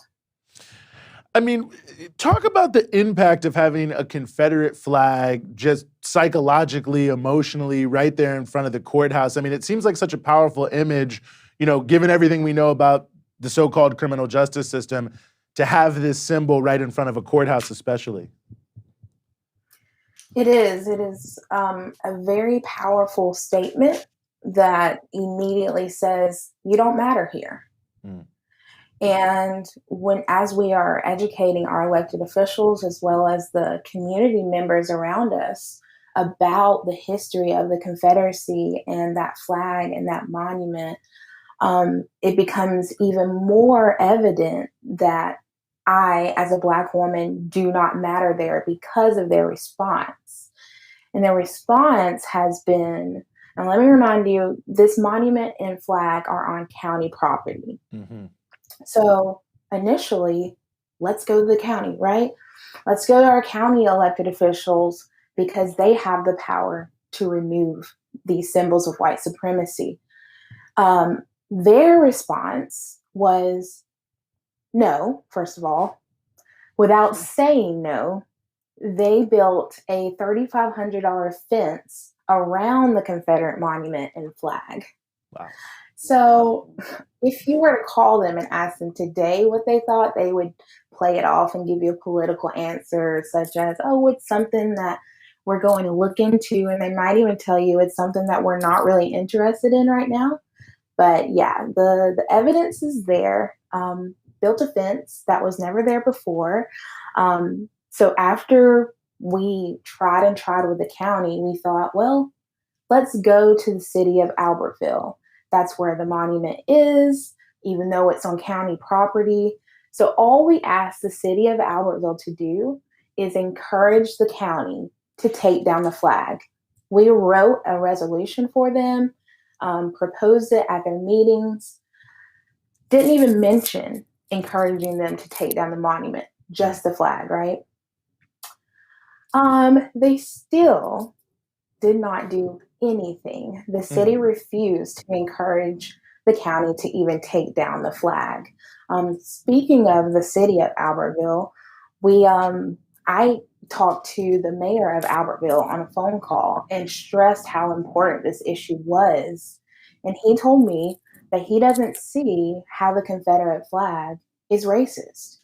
Wow. So just to give you an idea of what it has been like, it has been an uphill battle, to say the least. Wow. I mean, I can't say I'm surprised as someone who grew up around a lot of Confederate flags, but you think in 2021, he would at least have had some other response to you, like there's some code or something, I can't do it. But to say, I don't see how it's racist. I mean, that is, you almost don't even know what to say. Go ahead, Ron. I think that a lot of the conversation around this stuff is so prominent in spaces that are in like elite coastal cities where everyone is much more like liberal on these issues. And so for people to hear that that's the situation that a lot of small towns around America are dealing with, like it's not like being in New York City, it's not like being in LA, which those are terrible places too. But not because, not in the way where there's Confederate flags in your face, of course. But at the same time, it's like, yeah, you can't. There's so much of America that still isn't even there. They're not even past the issue of understanding why these symbols are wrong. It really like says something to the education system in America. Like when you were growing up in this town that you're from, like how were you learning about the Confederate flag and the issues surrounding it? How was it taught in school? I mean, just like every other history lesson, very whitewashed, not very condemning of the Confederacy at all. So I think from there, and like I should say that where I'm from in Marshall County in Albertville, there's a very strong belief in I don't see color. So that is problem number one. If we can't get you to see my color, then you can't hear my voice and you won't care what I'm even talking about because you can't even see that I'm a Black woman, much less care about my experiences in Alabama and in the world in general. So growing up there, educational wise, was just very bland. And so I just graduated high school in 2015. So I can only imagine what the generations before me learned with the Daughters of the Confederacy still writing their textbooks. It's like, it's crazy. Wow, that's that in and of itself. Well, it seems that local authorities are going to one of their old tried and trues when there is any sort of racial controversy anywhere across the South. All of a sudden, a concert is announced with somebody who you want to see. And I know the Sand Mountain Amphitheater down there has now announced, I believe it's happening in the future, correct me if I'm wrong, but that TLC and Bone Thugs and Harmony are going to come there and play. Now, in the most general sense, that's a great concert. I would pay money, especially after being locked up in the house for however long, to see TLC and Bone Thugs and Harmony. Whoever brought that together, great idea in concert making. But it has the feel unique of a sweep under the rug kind of thing. Like, don't think about us as the place where protesters are being brutalized around Confederate statues and flags. Think of us as the place for this great concert. Absolutely. And when it was announced, my first mind was, and then I was like, what? Right. And this doesn't make sense. I mean, we have been at it strong for over a year now. Okay. The problem number one, there's a flag, a Confederate flag. There's a Confederate monument with the flag. Also, we have this issue with the city of Albertville's mayor saying there's nothing wrong with a Confederate flag. It's not racist. And then to go on to the county side, the chairman for the county has a portrait of General Robert E. Lee in his office. Oh my God. That's just to say a few. I mean, I have a few other reasons why. How old? I'm just curious. Do you know how old he is? He is? He has Is it like an older guy? Yeah, 70s or 80s. Okay. Not that makes it okay, but if you said that he was like 35 or 40, I'd be like, okay, something's like really wrong. Although maybe that could be the case among that age bracket. I don't know. That said, I'm from Northern Virginia, where we like to think that, everyone's so liberal. And we made Virginia liberal, by the way. But you do have Jeff Davis Highway Northern Virginia up there. Yeah, we have Jefferson Davis Highway. We have Robert E. Lee Highway. We have Robert E. Lee High School. This is not that far from like liberal DC. So yeah, this is a problem, I think, still all over the country. But what you're describing is a really extreme case. Robert E. Lee portrait in his office. Sorry, I interrupted you, but that really... That's really upsetting. Jesus. It really is. It's disturbing to even think about. When I saw it, I was just like, this all makes sense now. It perfectly lines up. When I first started organizing in my hometown, I had this naive thought of, when we go in there and we educate and we tell the truth about our history, they're going to get it. And then they're going to be like, wow, we were ignorant. Let's take down these symbols of white supremacy. But when I saw that portrait, I knew that this work would be beyond anything that I could ever imagine. Going along with the reasons why TLC and Bone Thugs and Harmony should take a second look before they come, the county commissioners actually passed a resolution, which, as y'all know, is law for the county. And this resolution states that we have to ask the county commissioners for permission to even go protest at the courthouses now. Once we are granted permission with this permit, we cannot have over 30 people protesting with us. We cannot have any music or sound amplification. We cannot even be within 21 feet of the courthouse with a permit. So I am trying to push the message to TLC and Bone Thugs and Harmony, and anybody that will listen, that Marshall County and Albertville as a city, these are not places that value Black voices unless it is for profit. No, I mean, I think this is, it's 100% the case. If they can make $1 off it, it's fine.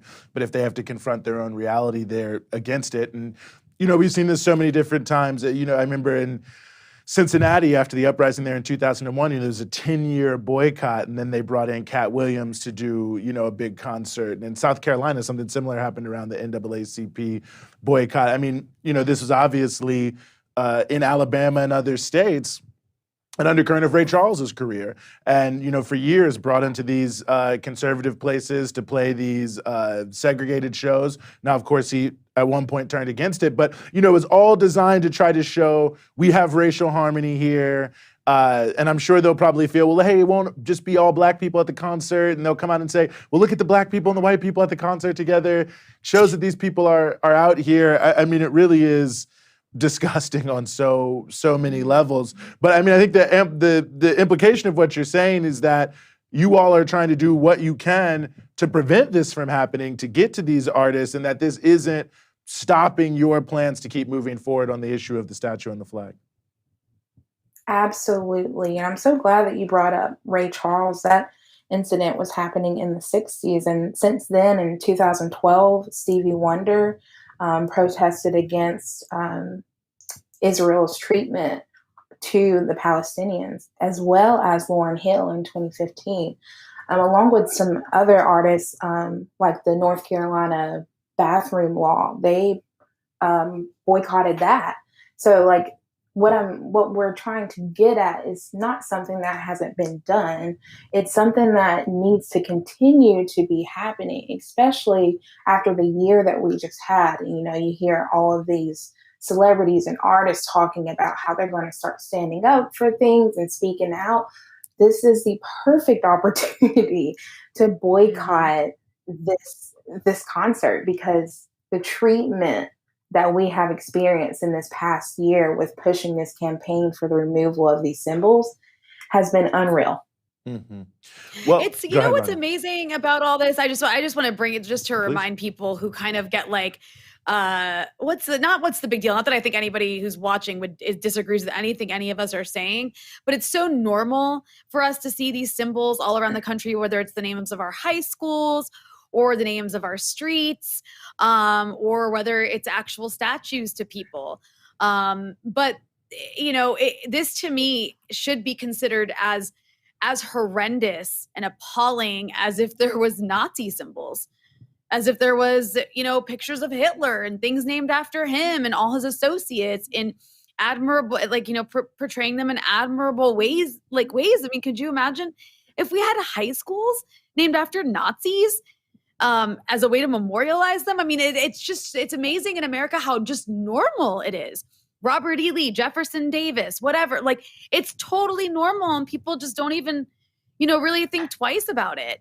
But it should, why is it not to the extent of the way you viscerally feel if you see a swastika?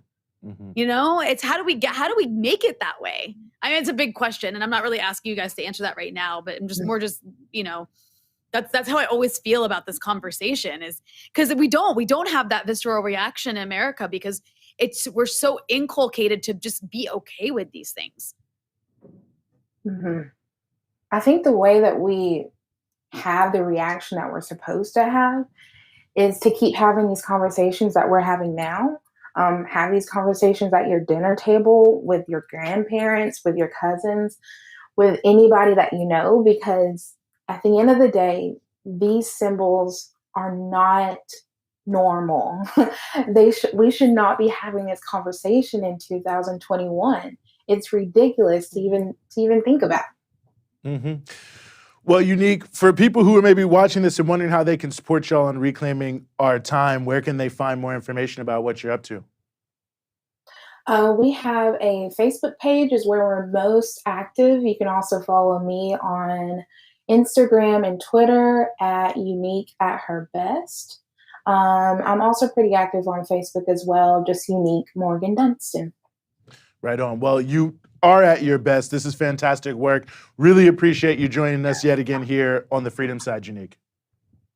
Oh, before I go, Please. If you don't mind, I'd like to give a shout out to some partnering organizations that really have stood by my side with this message. So we have Project Say Something, the Marshall County Democratic Party, Party of Socialism and Liberation, the Birmingham chapter, Black Lives Matter Birmingham, Black Lives Matter Huntsville, Black Lives Matter Athens, Black Lives Matter Montgomery, Underground Protest, Montgomery Pride United, the Alabama chairwoman of the new Black Panther Party for Self-Defense, Race Against Injustice Now, and the Alabama Rally Against Injustice organization. Thank y'all so much for having me. No, thank you so much for joining us. Really appreciate it. And very good to see that there's a strong coalition of folks in Alabama standing with you and also around the South. So we'll certainly bring you back. Bone Thugs and Harmony, TLC, if somehow you see this, do not play Albertville, Alabama. Thank y'all. Well, Rania, I have to say, I mean, you know, I think the point you make is right. These things become so normalized. I mean, to the point, you know, there was this state senator in Arizona who had this tweet last week, and it was about the Cleveland baseball team, which has now changed their name to the Guardians, to get rid of their name that was in, you know, mascot that was also deeply offensive to Native Americans. And this Arizona state senator says, I love Robert E. Lee, I love Stonewall Jackson, I hate traitors to America. And I just thought, does she know that they led a rebellion against America? I mean, is she aware of this at all? I mean, it was Maybe like she so was trying to make a powerful too. point. Maybe Was she she trying to was. mock? I mean, Was she trying to? I mean, somebody so you'd think that there would just be somebody somewhere that in the office that would be like, I don't know about that one. But no, yeah, she said some other things too, which I can't really remember, which are just as bad. But that one really stands out to me. I love Robert E. Lee. I love Stonewall Jackson. I hate traitors to America. Oh, That's the the other thing she was definition of saying traitor. was she was all about the racist names for sports teams. I don't even want to repeat them, but she was saying, I love X, I love Y. Just think Cleveland baseball, the first Washington thing football. You said. You can't. I can't no get one can over believe the it. first thing. It's like being like I hate murderers after naming that you love two serial killers. Like how do you, I mean, it really how do you is. say that with no sense of irony or like shame? And in Arizona too. I mean, you know, I guess Arizona did have a lot of Confederate activity, but not that it would be right anywhere else. But I mean, you're not even necessarily in like a lost cause dominated state, but. Yeah, it's kind of like that's how I feel when I do see. I'm like, why are there Confederate flags? I know why there's Confederate flags in Washington State, but also like I'm like, you can't even hide behind Southern pride. Like No, you're not with the Montana South. and all these other things. Yeah, no, Like, it's really the guy who wrote "Lies My Teacher Told Me." I can't remember his name now. James something. He wrote James Lowen. James Lowen. He wrote a good book about this, about the Confederate monuments and how all of them don't come from right after the Civil War. They come from the turn of the century and the establishment of Jim Crow. That's when most of them were built because, you know, they were destroying the political power of Black people in the South, eliminating all civil, political, and social rights. And the way to really just fully cap that off and say white supremacy is back in the saddle is you put up these statues to these white supremacist slave owners and slave owner defenders. Then there was another little spurt during the 1960s, during the Civil Rights Movement, of people, you know, trying to say, you know, this is good. It's like with the KKK. Yeah. It's like with the KKK, right? The KKK didn't continue to exist. It was like a resurrected idea. And even their costumes, didn't it come from a movie? Was it like Gone with the Wind or maybe not? No. I'm sorry. No. They were in Birth of a Nation. But there's a lot of history of why they have the costumes, why they don't have them. But you know. Either way, Birth of a Nation was screened at the White House. It was screened at the White House. It was by Woodrow Wilson. Woodrow Wilson was the president, former president of Princeton University, so a so-called august historian. And he said that this was that Birth of a Nation was true, basically. It was a true or close to true depiction. America. I mean, and that's it. President of Princeton University, which of course wouldn't let Black people in when he was president. Yeah, brought back segregation to the federal service. To the federal government. Lied about going into World War I. James Lowen, who you mentioned, also wrote, you said Lies My Teacher Told Me. That was like a gateway book for me. I remember reading that like and being like, whoa, I've been lied to, whoa. But it's such a good book though, because he really does. It is, it's a great book. It's actually the first time I also learned that I still think this is hilarious, that white settlers from Europe didn't like to bathe, and Native Americans thought that was really disgusting. Like Squanto actually wrote in his diary that he was like, I try to teach them to bathe, but they think it's like immodest and they won't do it. And they smell really bad. Yeah, you know, there's I could go off on a whole broader set of tangents about I don't know.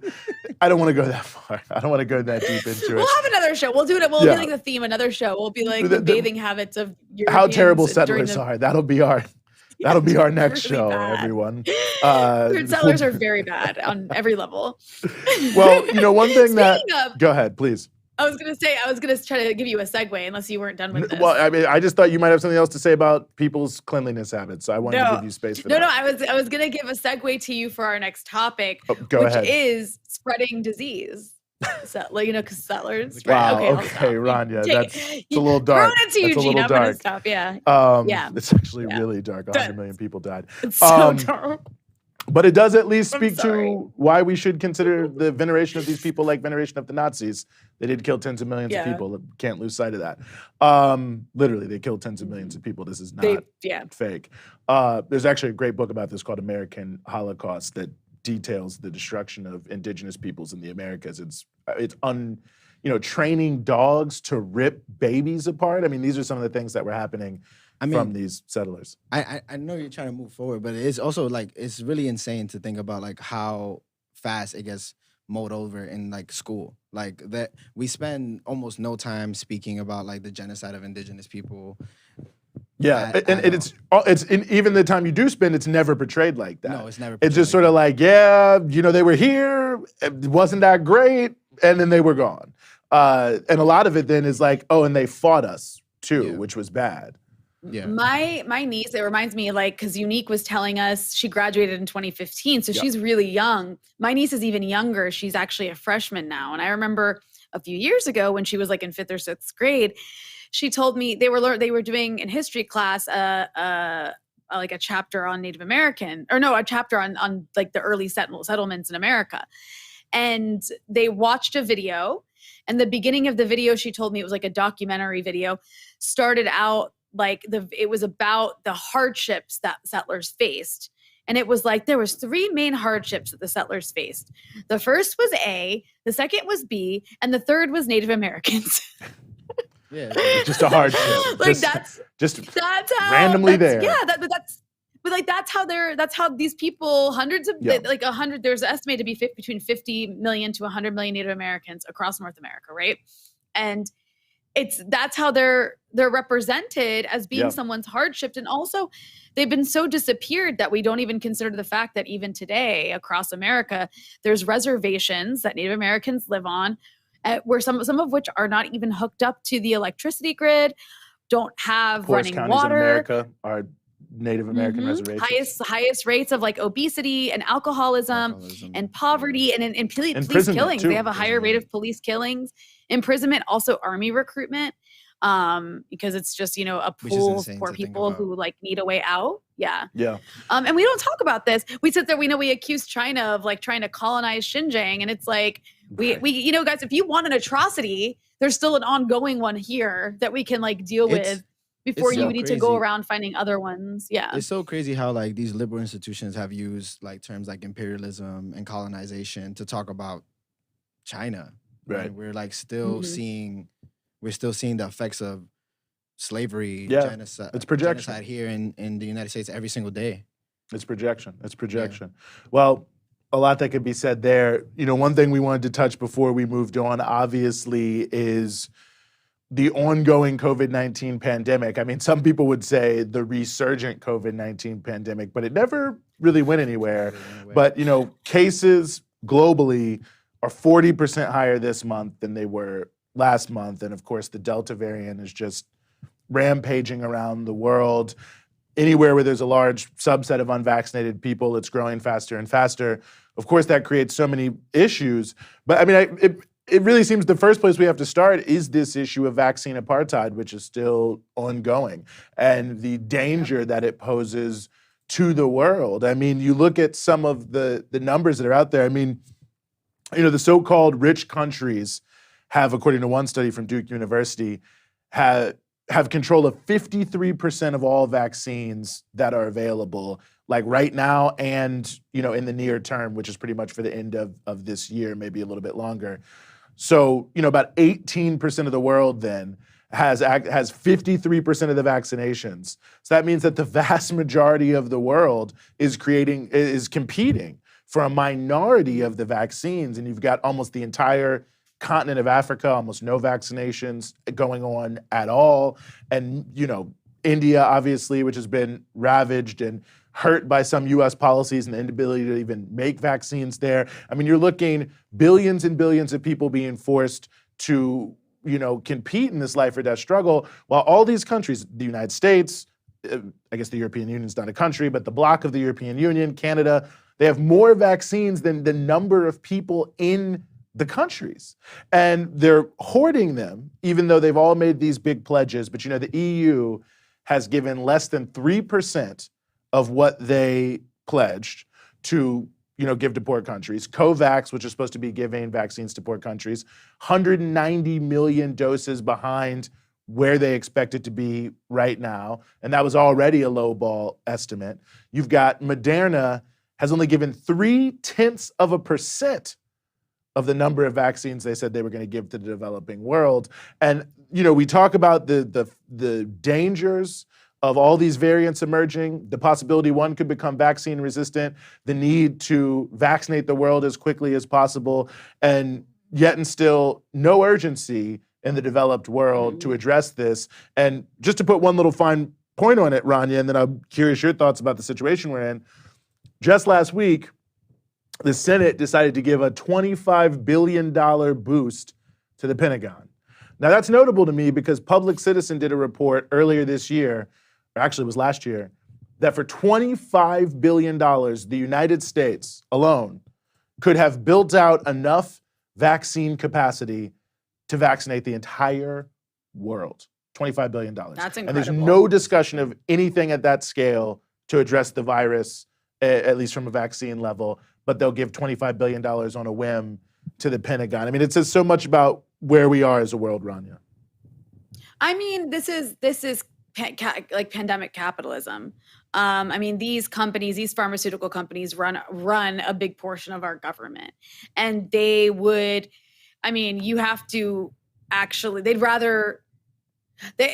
you cannot override these pharmaceutical companies in a system like America. It's just not possible. Like monopoly, this is the age of monopoly capitalism, and they run the show and their profits come first, and they've made massive profits.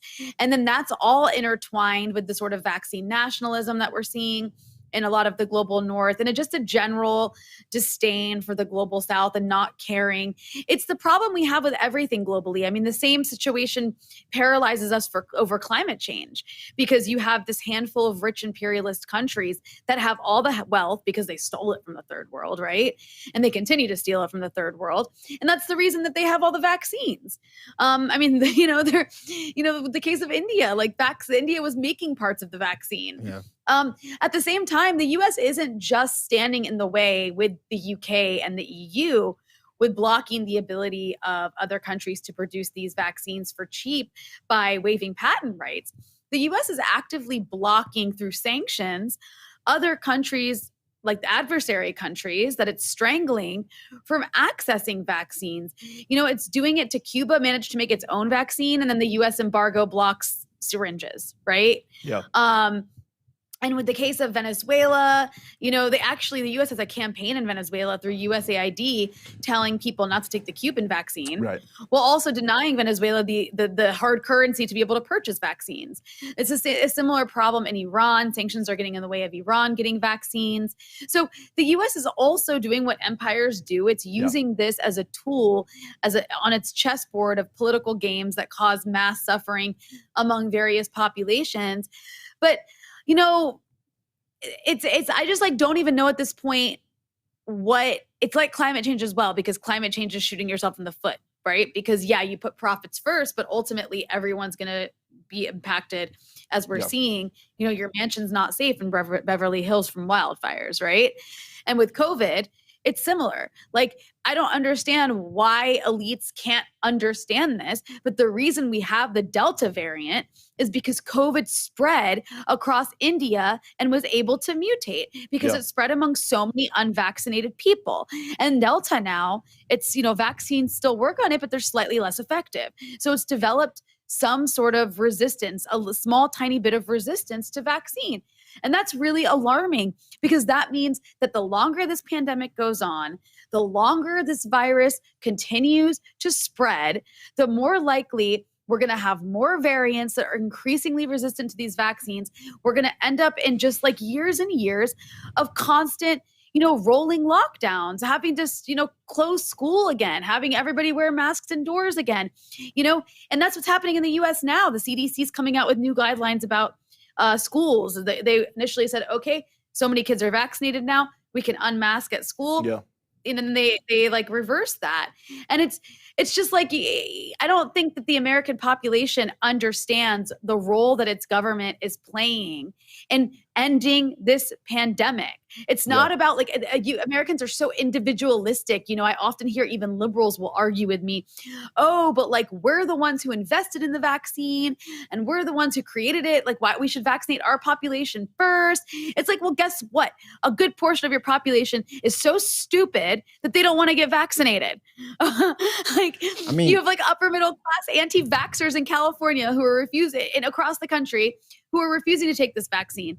Meanwhile, you're able to vaccinate children and you're talking about third boosters. While like Eugene said, Africa has had almost no vaccines. Like, it's completely outrageous. Yeah. I mean, it's definitely insane to look at the rates. The rates are like really the same as November of last year and the beginning of the second wave. And like, I don't know. I've had serious conversations with folks about vaccinations, and the truth is like a lot of it's rooted in mistrust in the government. Is rooted in mistrust in the state, right? Like it's the same feeling that a lot of leftists have when it comes to like anything that the government does, right? And if it wasn't for a lot of the stuff that our government has done, there would be more confidence around vaccinations. And the fact that Haiti didn't start vaccinating people until didn't have vaccines until like a couple weeks ago. 3 weeks ago. 3 weeks ago. When I looked 4 weeks ago, they had 32 vaccinated people. That's right? crazy. A country of 11 million people. Yeah. Yeah. They had 32 vaccinated people. There's a number of countries that still have not given anyone any vaccines at all. And they were, it's people have really no idea how little access.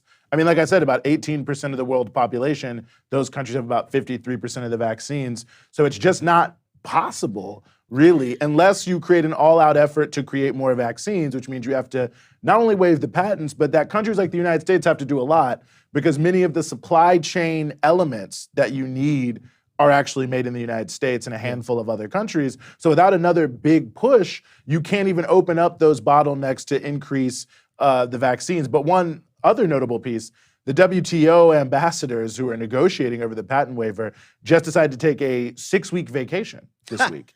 Even though the head of the WTO was like, we shouldn't do this. The head of the World Health Organization was like, please do not do this, like continue the conversation. And they said, no, we're just gonna go on a 6-week vacation, no big deal. I mean, it really is, what do you even say? And actually there's something else I want to bring up that's related to this. But first I want to address what Juan said, because you brought up a good point. I think there's a parallel situation happening here.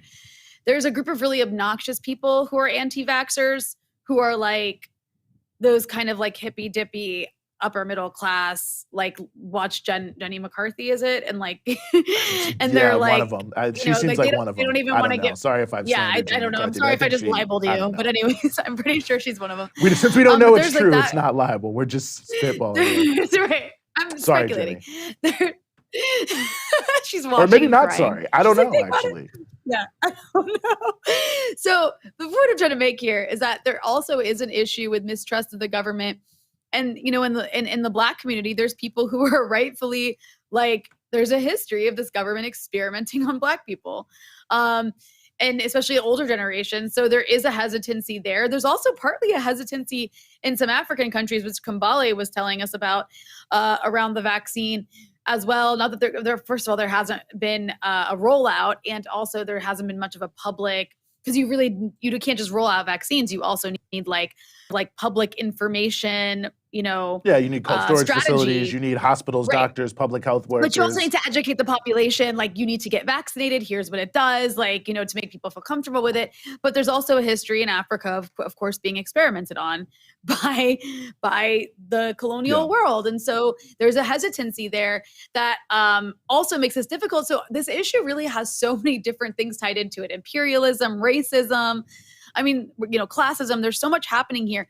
But what I wanted to bring up also that's related to this is, at this moment, the Biden administration has said that once this pandemic emergency is over, once the COVID emergency is over, they've decided to stick with the Trump administration's policy, which they don't have to. They can reverse this, but they've decided to stick with the Trump era policy.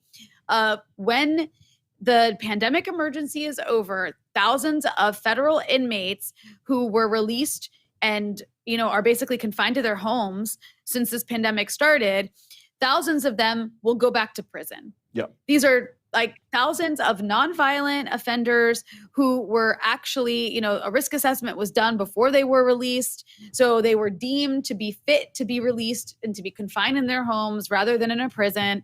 And a lot of them have since then, they're with their families, they've gotten jobs, they've actually started lives. And now they're being told that once this COVID emergency is over, they have to go back to jail. Like, why? Yeah. Why? No, it's completely ridiculous.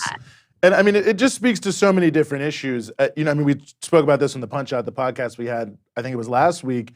When you look at the rates of a quote unquote reoffense, quote unquote violent offenders, which make up probably the largest subset of prisoners, the plurality of them. But, violent offender is a word that's pretty loaded, and I think it is what it is. But nevertheless, they actually tend to have a lower rate of reoffending in any way.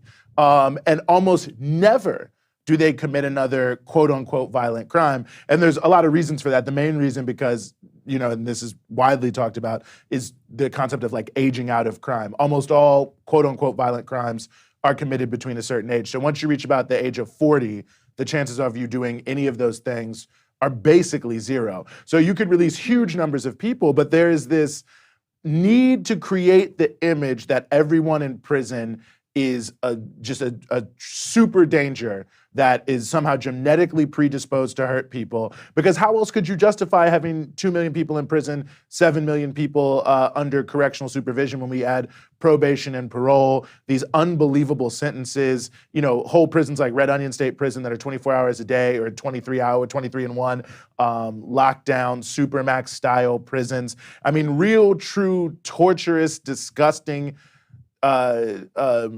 conditions. How could you, a situation where you are more likely, your life expectancy goes down just by having a family member in prison. The stress of it and all those different pieces, actually, you have a lower life expectancy if you have a family member in prison. So how else could you have that kind of brutal system unless you create this totally fake reality in terms of who's dangerous, who's not dangerous. And so to let people go after what they've just done in terms of releasing people due to COVID, it actually is proof positive that the whole thing is ridiculous in and of itself. And this system of mass incarceration makes no sense. And that there is no public safety connection between imprisonment and people feeling safe. That criminologists agree on almost nothing about why quote unquote crime happens, why it's been falling steadily for 20 years. There are many different theories, but the one thing that is pretty universally agreed on is that mass incarceration didn't have anything to do with it. So, there, they can't have these demonstration projects of tens of thousands of people released from prison, and it's like, oh, well, nothing really bad happened. For people who maybe still buy into the system, those are the types of things that get them to start to move on the issue.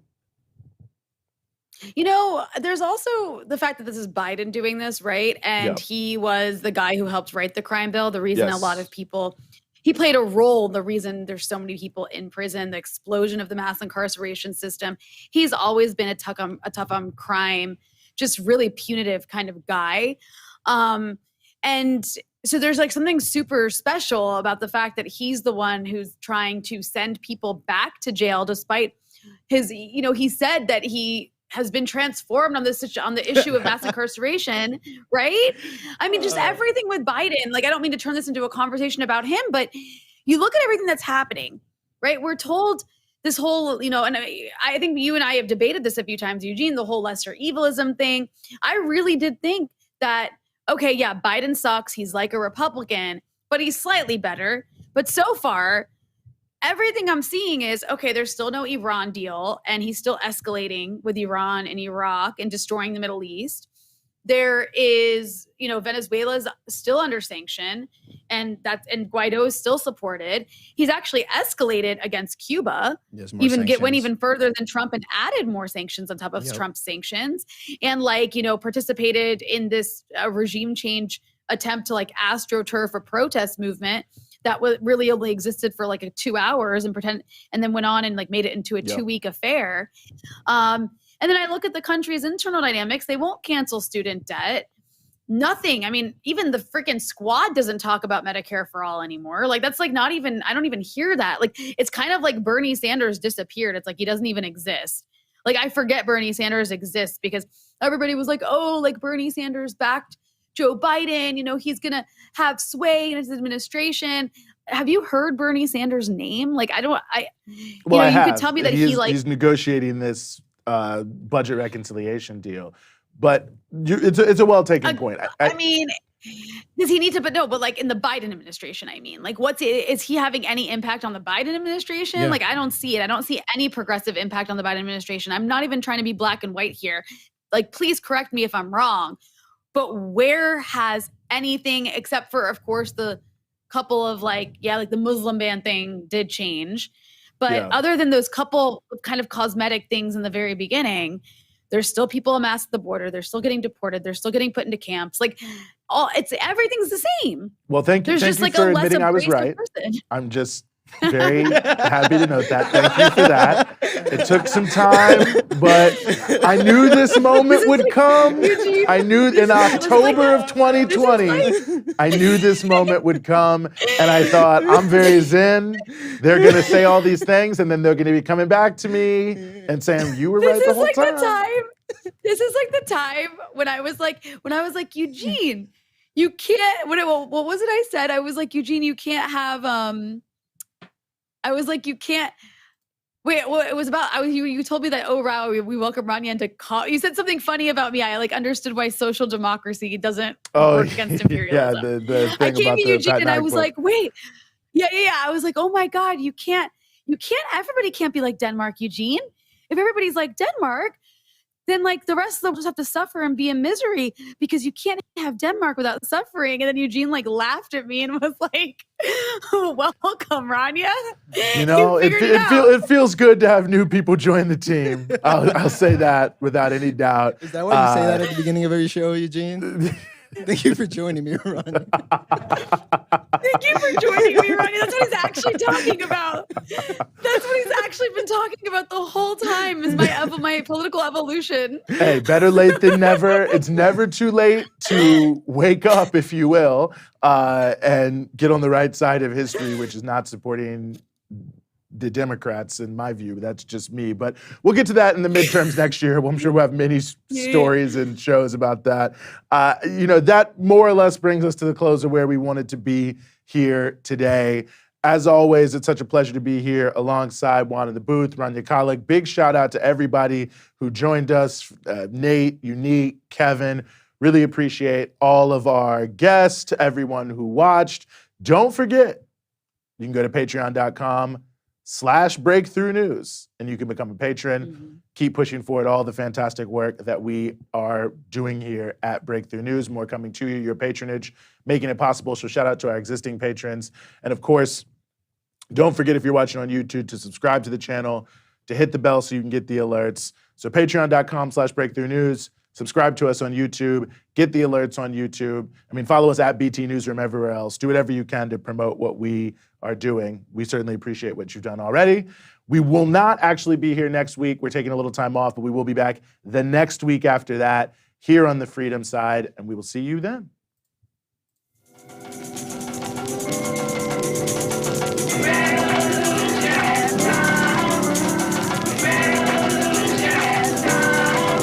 Revolution knows no compromise. Revolution overturns and destroys everything that gets in its way.